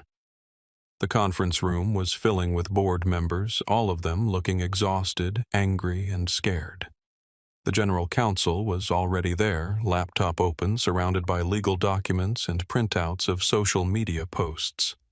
The chief financial officer kept checking his phone and wincing at whatever he was seeing. Patterson walked in at 6:58 a.m. No greeting, no pleasantries, just straight to business. "How bad is it?" he asked, though he already knew the answer. The CFO pulled up the stock ticker on the main screen. TransGlobal Airline's ticker symbol TGA had closed yesterday at $134 per share. After hours trading had dropped it to $118. They watched in real time as the opening bell rang at 9:30 a.m. $120, $105, $91, $78, $64. Free fall. Hemorrhaging value faster than anyone had seen outside of bankruptcy. Traders dumping. Institutional investors fleeing. Retail panic selling. By 10:00 a.m., $51 per share. $52 billion in market cap gone. "Tell me about the contract cancellations." Patterson's voice was hollow. The CFO flipped to another screen. The list was long and growing longer in real time as he watched. So far, we've lost 47 corporate travel contracts. The big ones: NetCorp, MediPharm International, Quantum Dynamics, Lexus Financial Group. Combined annual value of approximately $4.2 billion. Personnel.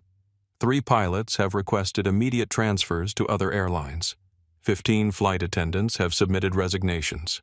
Our pilot union is demanding a review of crew training procedures. Our flight attendant union is complicated. They're defending Diane Fletcher's right to due process while also condemning racial profiling in general. Patterson rubbed his eyes. "What about the military contracts?" The room went very quiet. The general counsel spoke up, her voice tight. "The Department of Defense suspended all TransGlobal flights carrying classified personnel or materials as of 7 a.m. this morning. That's $3.2 billion annually. They've also suspended our approval to bid on future military transport contracts pending a comprehensive review of incident protocols and discrimination policies." Patterson felt something break inside his chest. The military contracts weren't just revenue. They were prestige. They were certification. They were the seal of approval that said TransGlobal was trustworthy enough to handle the nation's most sensitive operations. And they were gone. "What does the DoD want?" Patterson asked, though he suspected he already knew. "Comprehensive change." The general counsel read from an email on her laptop. Quote, "The department requires assurance that civilian contractors can travel without fear of discrimination." The incident involving Isaiah Brooks raises serious concerns about TransGlobal's ability to provide safe, dignified transport for all passengers. We require documented evidence of policy reform before we will reconsider our partnership. A board member, Elena Vasquez, spoke up for the first time. She was a corporate governance specialist, Hispanic, one of the few voices of diversity in TransGlobal's predominantly white leadership. "Have we reached out to Mr. Brooks Patterson?" Shook his head. His attorney sent a letter at 2 a.m. Brooks is filing suit against the airline, against Diane Fletcher personally, and against the Port Authority. But the letter specifies that he's not asking for monetary damages. He's demanding operational changes, complete overhaul of passenger treatment protocols, independent oversight board, public accountability measures, full audit of discrimination complaints from the past 5 years. That's actually reasonable. Elena's voice carried a note of surprise. "It's a checklist for comprehensive reform." The general counsel agreed. which means he's not just angry. He's strategic. He knows exactly what he wants. And there's one more thing. The CFO's voice dropped. Brooks's company, Apex Quantum Systems, submitted a bid yesterday afternoon to purchase TransGlobal's entire fleet and route structure in the event of bankruptcy. The bid was substantial. $18.7 billion. The room erupted. What? He's trying to buy us. Is that even legal? Patterson held up a hand for silence. He's not trying to destroy us. The realization was dawning. He's trying to own us. He wants to rebuild us his way. Elena Vasquez leaned forward. Then we have two choices. We can fight him, protect our pride, and probably lose everything in the process. Or we can negotiate, accept his demands, implement his reforms, and maybe salvage something. If we negotiate, we're admitting fault. Another board member argued. We are at fault. Elena's voice was sharp. We had a senior flight attendant with 2 prior write-ups for discriminatory practices still working first class. We had protocols that allowed a passenger to be forcibly removed based on nothing but a crew member's gut feeling. We failed. The video evidence is undeniable. 50 million people have watched it by now. We can deny responsibility, or we can take ownership and change. Patterson looked around the room at his board members. Some looked angry. Some looked resigned. All looked exhausted. What happened to Fletcher? He asked. Terminated at 11 p.m. last night.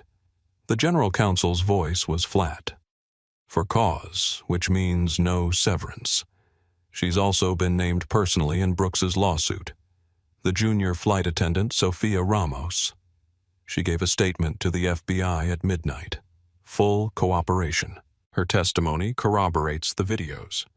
She admitted that Fletcher instructed her to watch Brooks before any incident occurred suggesting premeditation. The general counsel paused. She was fired 2 weeks ago for an unrelated violation, but it's pretty clear TransGlobal was retaliating for her testimony. Get her back. Patterson's voice was immediate. Rehire her with back pay and a public apology. We need people who tell the truth, not people who stay silent. The CFO pulled up another screen. Social media sentiment analysis shows we're at negative 92%. That's worse than United during the overbooking scandal. We're a national pariah. Patterson stood up and walked back to the window. $52 billion. Gone. The work of 40 years building an airline from a regional carrier to a global powerhouse. All of it evaporating because one person made one bad decision and everyone else let it happen. Draft a statement. He turned to face the board. Full accountability. We failed, Mr. Brooks. We failed our passengers. We're implementing immediate reforms. Independent oversight board. Bias training that actually works, not checkbox compliance. Zero tolerance for discrimination. Complete transparency on complaint resolution. He paused. And reach out to Brooks's attorney. Tell them we want to negotiate. We'll implement his demands. All of them. Because the alternative is bankruptcy. And if we go bankrupt, he'll buy us anyway and implement them himself. At least this way we maintain some control. The general counsel nodded and started typing. Patterson looked at the stock ticker one more time. $51 per share.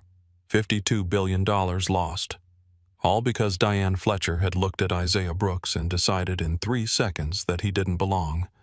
The most expensive 3 seconds in aviation history. Diane Fletcher's apartment in Brooklyn had become a prison.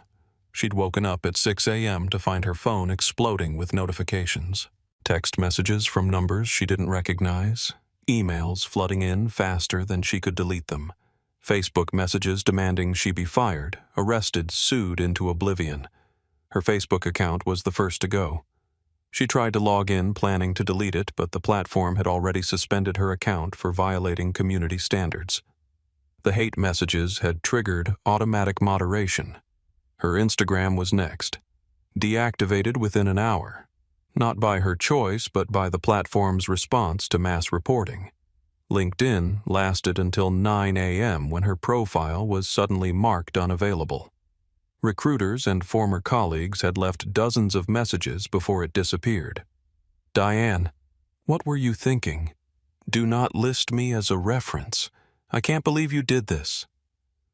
She sat on her couch still in pajamas and turned on the TV. Her face was on every channel.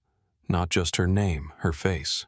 Screenshots from her Facebook profile before it was deleted. Photos from her Instagram. A corporate headshot from TransGlobal's website. CNN was playing a segment with a legal analyst, Diane Fletcher, the flight attendant at the center of this controversy, had been written up twice previously for discriminatory seating practices. Which raises the question, why was she still working first class after multiple complaints MSNBC had dug up her training records? A legal expert was explaining she'd been through sensitivity training 3 times. 3 times.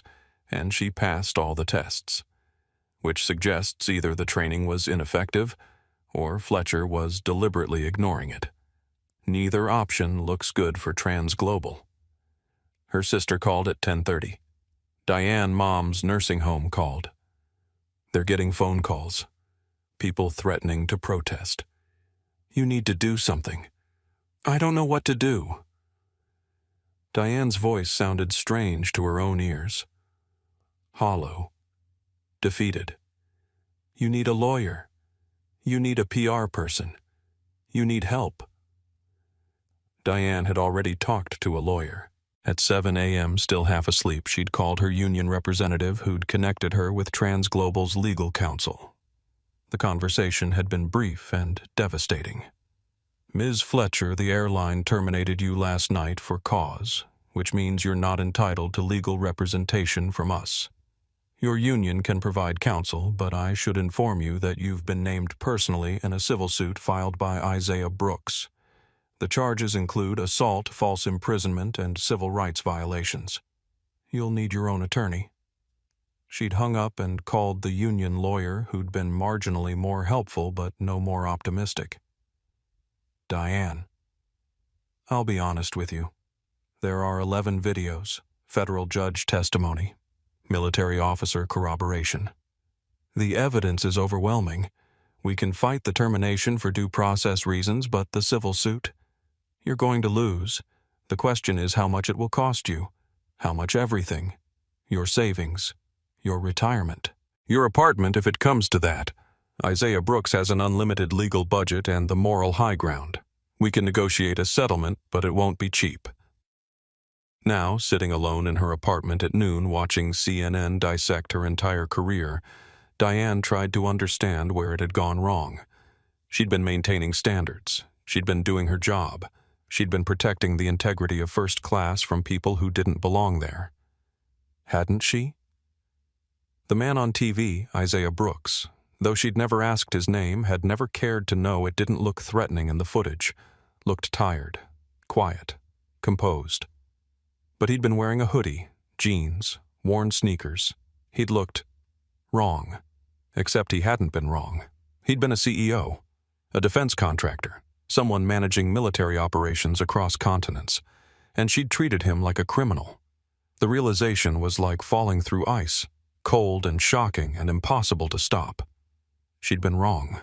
Catastrophically, career-endingly, life-destroyingly wrong. And the worst part?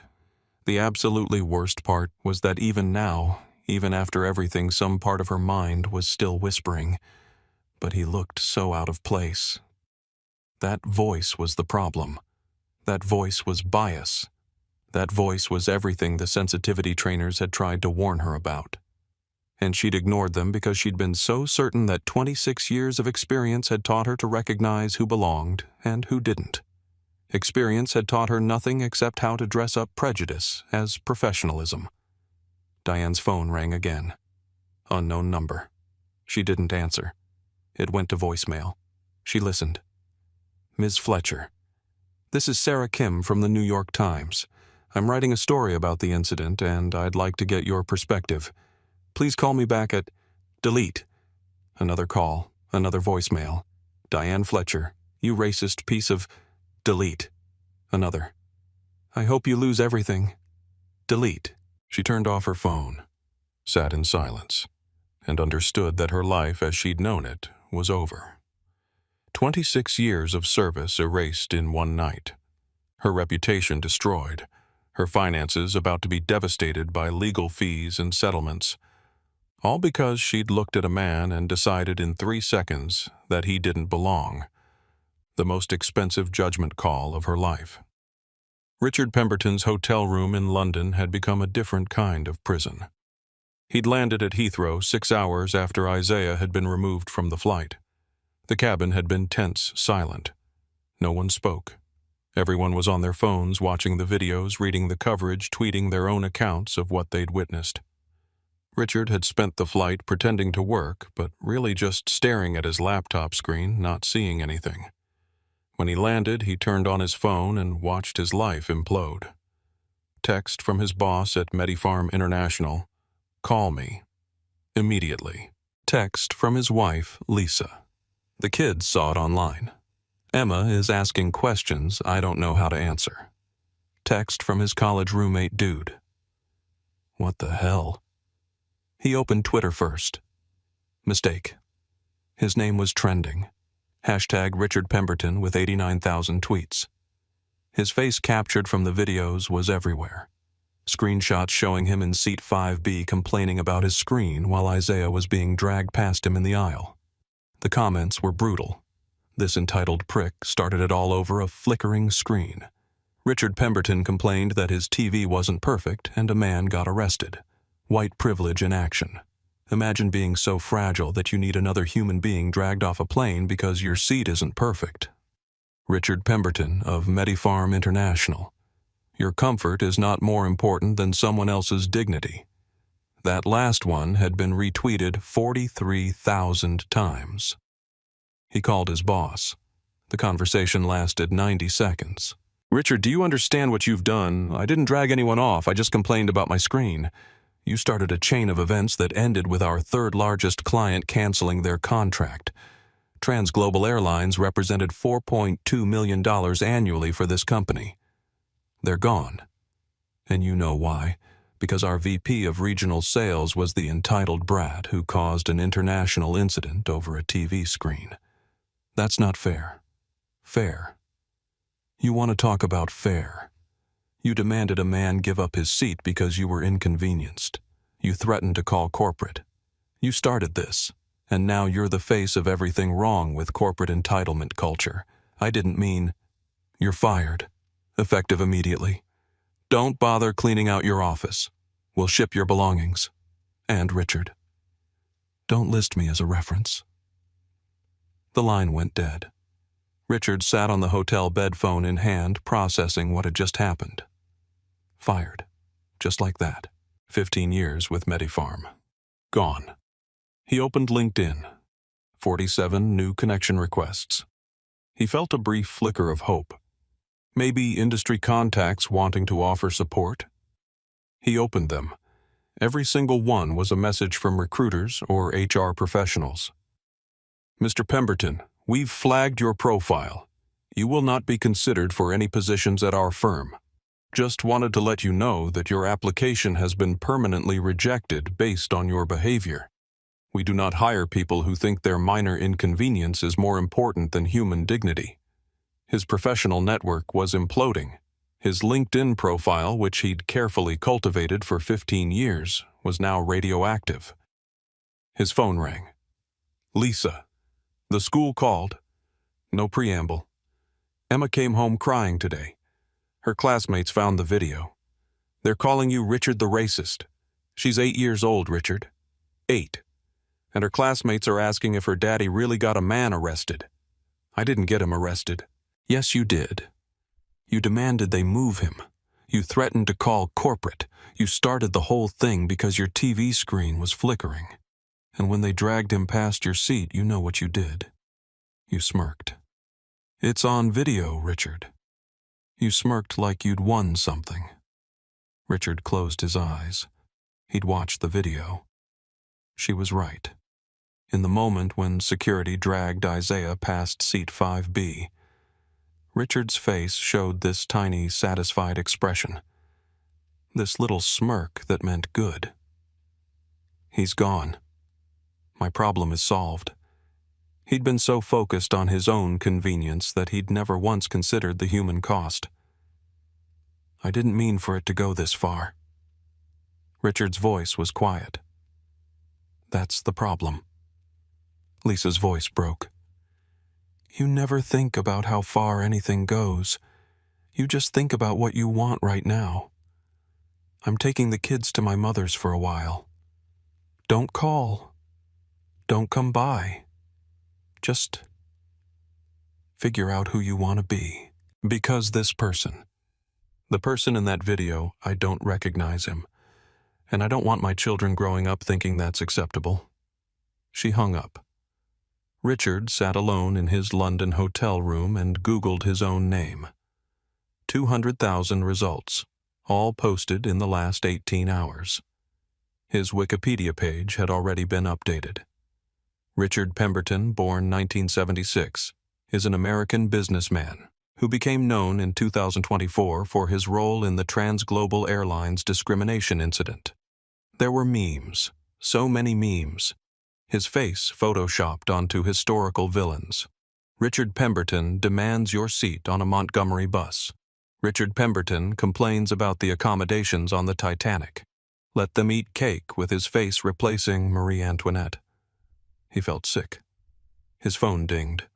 Email from an unknown sender. Legal notice from Apex Quantum Systems. He'd been named in the civil suit. All because a TV screen flickered. And he'd decided his comfort mattered more than someone else's dignity. The Port Authority administrative hearing took place 3 weeks after the incident in a sterile conference room that smelled of industrial carpet cleaner and bad decisions. Derek Mason sat on one side of a long table flanked by his union representative and an attorney the union had provided. On the other side sat the Port Authority administrator, the head of internal affairs, the chief of security, and a stenographer recording every word. The wall screen showed 11 videos synchronized, all playing the same incident from different angles. Derek had watched them so many times over the past 3 weeks that he could recite every word, every movement, every damning second. But watching them again in this official setting with his career on the line was different. Worse. Because now he could see what everyone else saw. Not a difficult passenger being lawfully removed, but a man being assaulted for having the audacity to refuse an unreasonable demand. The administrator, a white woman in her 50s named Patricia Harrison, had the tired expression of someone who'd seen too many of these hearings. She clicked a button, pausing the video at the moment Derek's hand landed on Isaiah's shoulder. Officer Mason. Her voice was professionally neutral. This is the video from passenger Carlos Rivera, seat 3C. At timestamp 6:44:17, you make physical contact with Mr. Brooks. He then says... She turned up the volume. Isaiah's voice clear and measured. Officer, I'm asking you one last time. Please remove your hand. She paused it again. You respond by tightening your grip. Why? Derek shifted in his seat. He was being non-compliant. Non-compliant with what specifically crew instructions to vacate his seat, which we've established was not a lawful crew instruction, as Mr. Brooks had done nothing to warrant removal. The administrator clicked to another video angle. But let's continue. At what point in this interaction does Mr. Brooks become physically aggressive or threatening? Derek watched himself grab Isaiah's other shoulder, watched Isaiah's body go limp, watched himself shout, "Stop resisting," even though the video clearly showed Isaiah wasn't resisting at all. He was tensing up. Derek's voice lacked conviction, bracing for confrontation. The administrator played it in slow motion. I see him relaxing his muscles, making his body dead weight. That's not resistance. That's passive non-compliance, which is a protected form of civil disobedience. You had no legal authority to use force. Derek's union rep leaned forward. My client was responding to a crew member's assessment of a security threat. There was no security threat. Internal Affairs interrupted, pulling up another document. We've reviewed the flight attendant's statement. Diane Fletcher's only justification for asking Mr. Brooks to move was that she needed a seat for another passenger. There was no safety concern, no policy violation, no reasonable basis for removal. The administrator clicked to the audio file from Judith Brennan's recording. Luis Garcia's voice came through clear and damning. He's not worth the paperwork, Derek. Let's just get him on the jet bridge. Derek's voice. He resisted. He gets the cuffs. The zip tie sound. Your partner. The administrator's voice was colder now. A 22-year veteran with an exemplary record gave you a clear opportunity to de-escalate. He suggested you step back, call a supervisor, handle this properly. You ignored him. Why? Because I was pissed. Because a civilian had talked back to me. Because I couldn't let him win. Derek didn't voice any of that, just sat in silence. Officer Mason, this board's finding is unanimous. You violated 7 separate codes of conduct: excessive use of force, failure to de-escalate false arrest, unlawful restraint, conduct unbecoming civil rights violations, and bringing disrepute to the Port Authority. Derek's world narrowed. This was it. The end. Your employment with the Port Authority is terminated effective immediately. We are revoking your law enforcement certification permanently, and we are recommending to the District Attorney's Office that you be charged with misdemeanor assault and deprivation of civil rights under color of law. The union rep started to object, but the administrator held up a hand. Officer Mason, you had every opportunity to handle this correctly. Your partner tried to stop you. A federal judge warned you. Multiple witnesses documented your actions, and you chose repeatedly to escalate. You didn't make a split-second decision in the heat of the moment. You made a series of choices over several minutes, all of which prioritized your ego over your duty. She closed the file folder in front of her with a sharp snap. You're done. This hearing is adjourned. 3 weeks after the incident, Isaiah Brooks sat in a comfortable chair in a tastefully appointed office in downtown Austin, Texas. The office belonged to Dr. Sarah Webb, a black woman in her 60s with kind eyes and 30 years of experience treating trauma related to racial discrimination. Isaiah had resisted therapy for years. He was the founder of a multi-billion-dollar company. He ran systems that protected nations. He employed 15,000 people. He didn't need to talk about his feelings. But his chief of staff, Ana Reyes, had sat him down 2 days after he returned from London and delivered an ultimatum. You're not sleeping. You're not eating. You're spending 16 hours a day working on the lawsuit instead of running the company. You're running on rage and exhaustion. So you can either talk to a therapist or I'm calling your father and telling him you need an intervention. The threat of his father's intervention was enough. Isaiah made the appointment. Now sitting across from Dr. Webb, he tried to explain what he was feeling and couldn't quite put into words. How are you sleeping? Dr. Webb asked. I'm not. Isaiah's voice was flat. 2, maybe 3 hours a night. Then I wake up and I can feel Derek's hand on my shoulder. The pressure, the grip. And I'm back there, on the plane, being dragged. Flashbacks every night. Sometimes during the day, too. Random moments. I'll be in a meeting and someone will touch my shoulder to get my attention and I'm back in that cabin zip-tied helpless. You said helpless. Dr. Webb made a note. But you weren't helpless. You made deliberate choices about how to respond. Isaiah shook his head. I didn't fight back. I should have. I could have, but I didn't. Because you knew fighting back would give them the excuse they were looking for. Yes. But knowing that doesn't change how it felt. Doesn't change the fact that I had to let them do it. Let them grab me, drag me, zip-tie me, just let it happen. That wasn't helplessness. Dr. Webb's voice was gentle. That was strategy. That was you maintaining control by choosing your response. It didn't feel like control. I know. Dr. Webb leaned forward slightly. Isaiah, what you experienced was assault. The fact that you weren't seriously injured doesn't make it less real. The fact that you chose not to fight back doesn't make it less traumatic. You were violated. Your dignity was stripped away in front of 50 people, and no amount of logic or strategy changes how that feels in your body. Isaiah was quiet for a long moment. When he spoke again, his voice was softer. I keep thinking about all the people this has happened to who didn't have my resources, who didn't have a $48 billion contract to leverage, who didn't have lawyers and media attention and Pentagon connections. What happened to them? That Dr. Webb's voice was firm is exactly the right question, but it's also a deflection. We're not talking about them right now. We're talking about you, about what happened to you, about how you're processing it. I don't know how to process it, Isaiah admitted. I'm angry, but I'm also exhausted, and I'm tired of having to be twice as good to be treated half as well. I'm tired of having to prove I belong everywhere I go. I'm just tired. Dr. Webb nodded. You're allowed to be tired. You're allowed to be angry.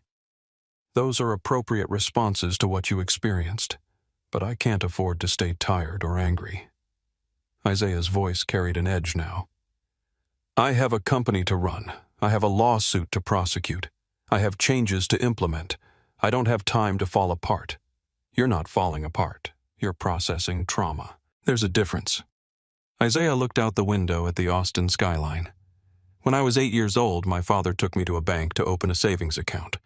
We were followed by security the entire time. The manager questioned whether we had enough money to open an account. My dad stayed composed the whole time, completed the transaction, and left with dignity. He paused, remembering. Outside, I asked him why they treated us like that. He knelt down, looked me in the eye, and told me, in this world, some people see your skin before they see your character. Your job isn't to change their eyes. It's to build something they can't ignore. So you built Apex Quantum. Dr. Webb's voice was understanding. So I built something they couldn't ignore. Got contracts with the Pentagon. Became indispensable. Thought that if I was important enough, valuable enough, successful enough, people would see me. But they didn't. No. They saw a black man in a hoodie who didn't belong. $48 billion worth of contracts, and Diane Fletcher took one look at me and decided I was a problem. That must hurt. Isaiah felt something crack in his chest. It does. It hurts that I did everything right, and it still wasn't enough. It hurts that my father's advice, build something they can't ignore, only matters if they bother to look. And it hurts that this happens every day to people who don't have the power to fight back. So what are you going to do about it? Dr. Webb asked. Isaiah looked at her. Build something better. Better than what?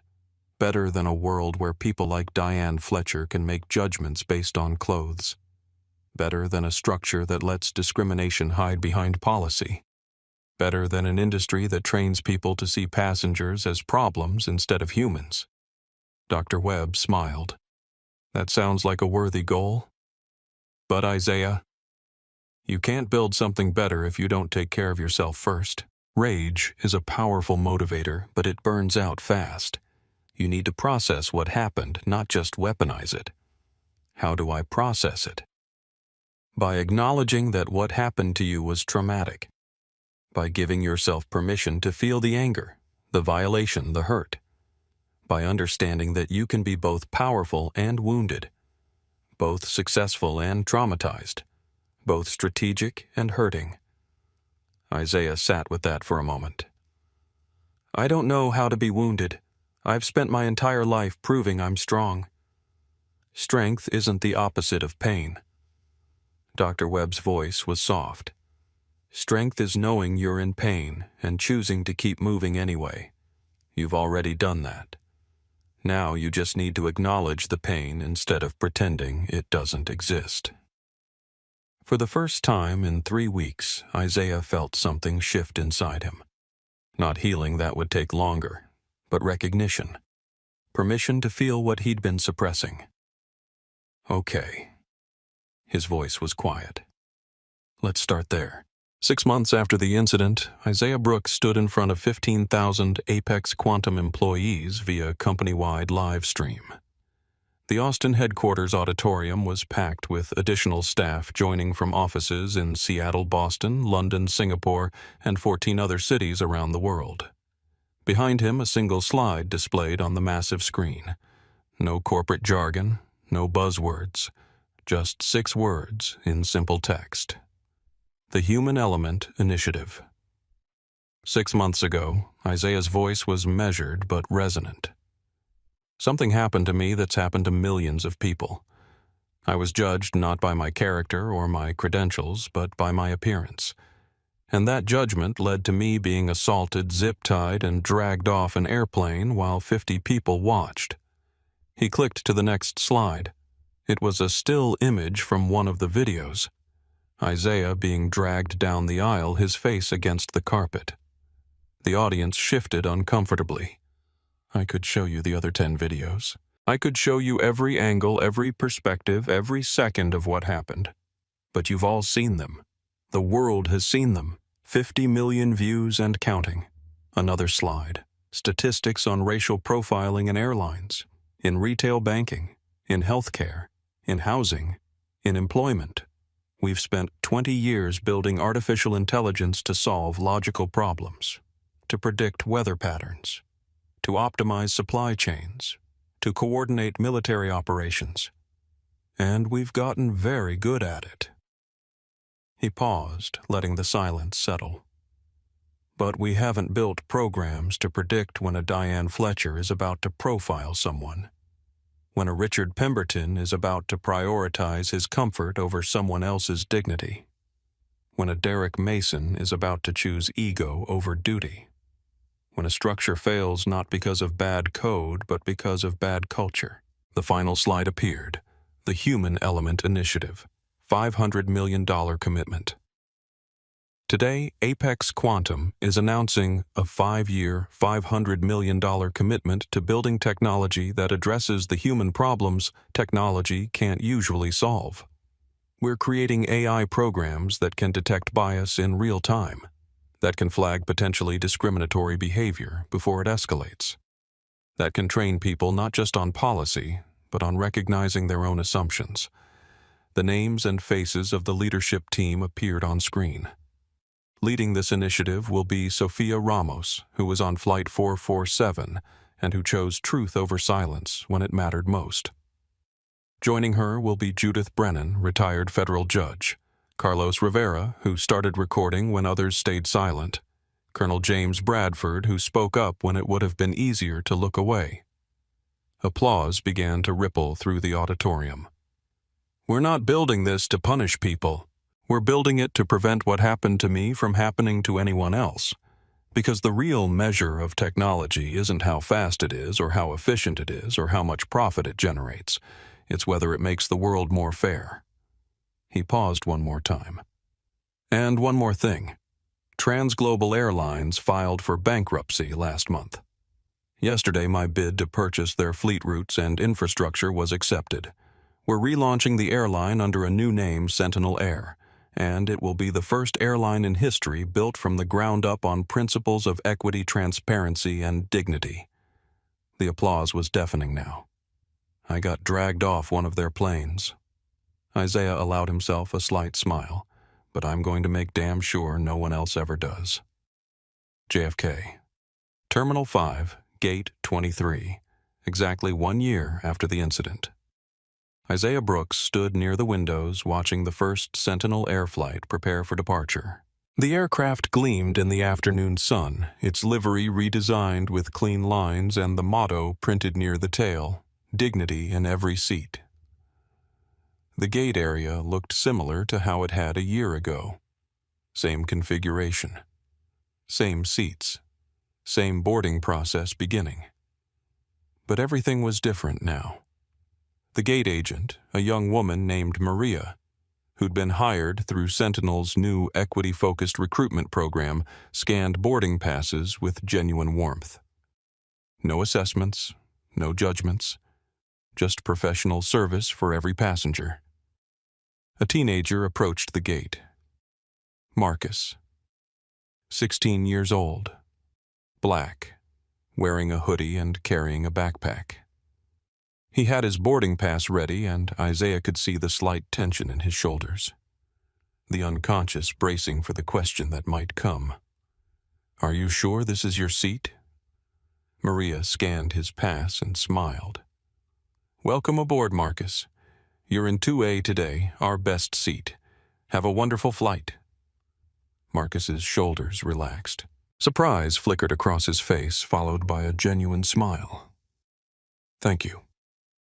Isaiah watched him board, watched him walk down the jet bridge without fear, without having to prove he belonged. Just belonging. That's what justice looks like, Isaiah thought. Not revenge, not punishment. Just a world where a kid in a hoodie can board a plane without carrying the weight of other people's assumptions. Someone approached from behind. Mr. Brooks. Isaiah turned. The gate agent, Sarah, had stepped away from the counter. "I wanted to thank you. I was laid off when TransGlobal went under. Sentinel hired me back. And the training you implemented, the real training, not the checkbox kind. It actually helps. It teaches us to see people, not stereotypes. What happened to you was terrible. But what you built from it, that's hope." Isaiah smiled. A real smile. "Thank you, Sarah. That means everything." His phone buzzed. Ana Reyes.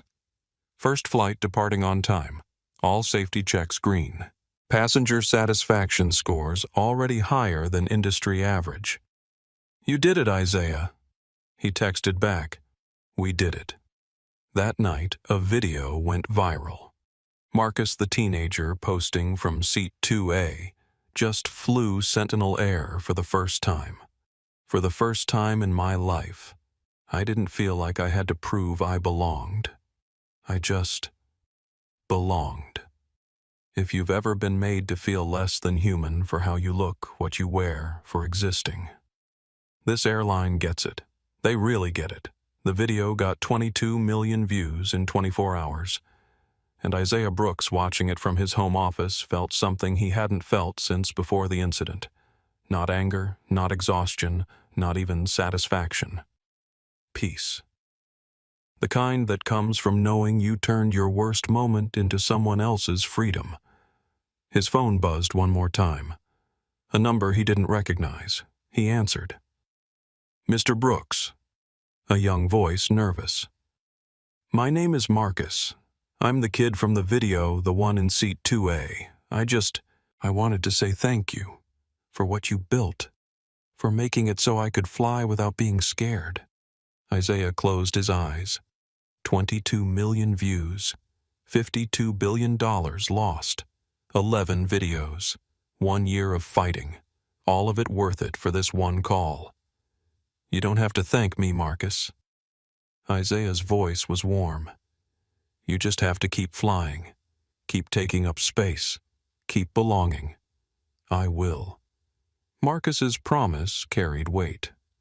They hung up. Isaiah looked out his office window at the Austin skyline. Somewhere out there, planes were taking off. Kids in hoodies boarding without fear.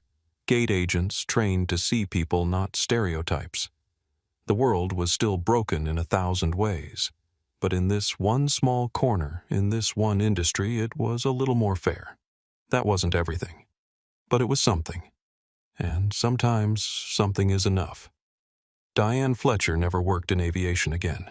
She took a job at a call center in Pennsylvania, filed for bankruptcy to settle the civil judgment against her, and quietly moved to a town where no one recognized her face from the videos. Her settlement paid Isaiah's legal fees, but awarded him no monetary damages exactly as he'd requested. He'd wanted acknowledgement of wrongdoing, not wealth. He got both. She lost everything else. Richard Pemberton lost his pharmaceutical career and now works in his brother-in-law's insurance office in suburban New Jersey for a quarter of his former salary. His daughter Emma changed schools twice to escape the bullying that followed her after the videos went viral. His wife Lisa filed for divorce 8 months after the incident. Richard speaks at occasional corporate ethics seminars about entitlement and consequences of penance he imposed on himself. He still can't watch the videos without feeling sick. Officer Derek Mason served 90 days in county jail for misdemeanor assault and lost his law enforcement certification permanently. He works mall security.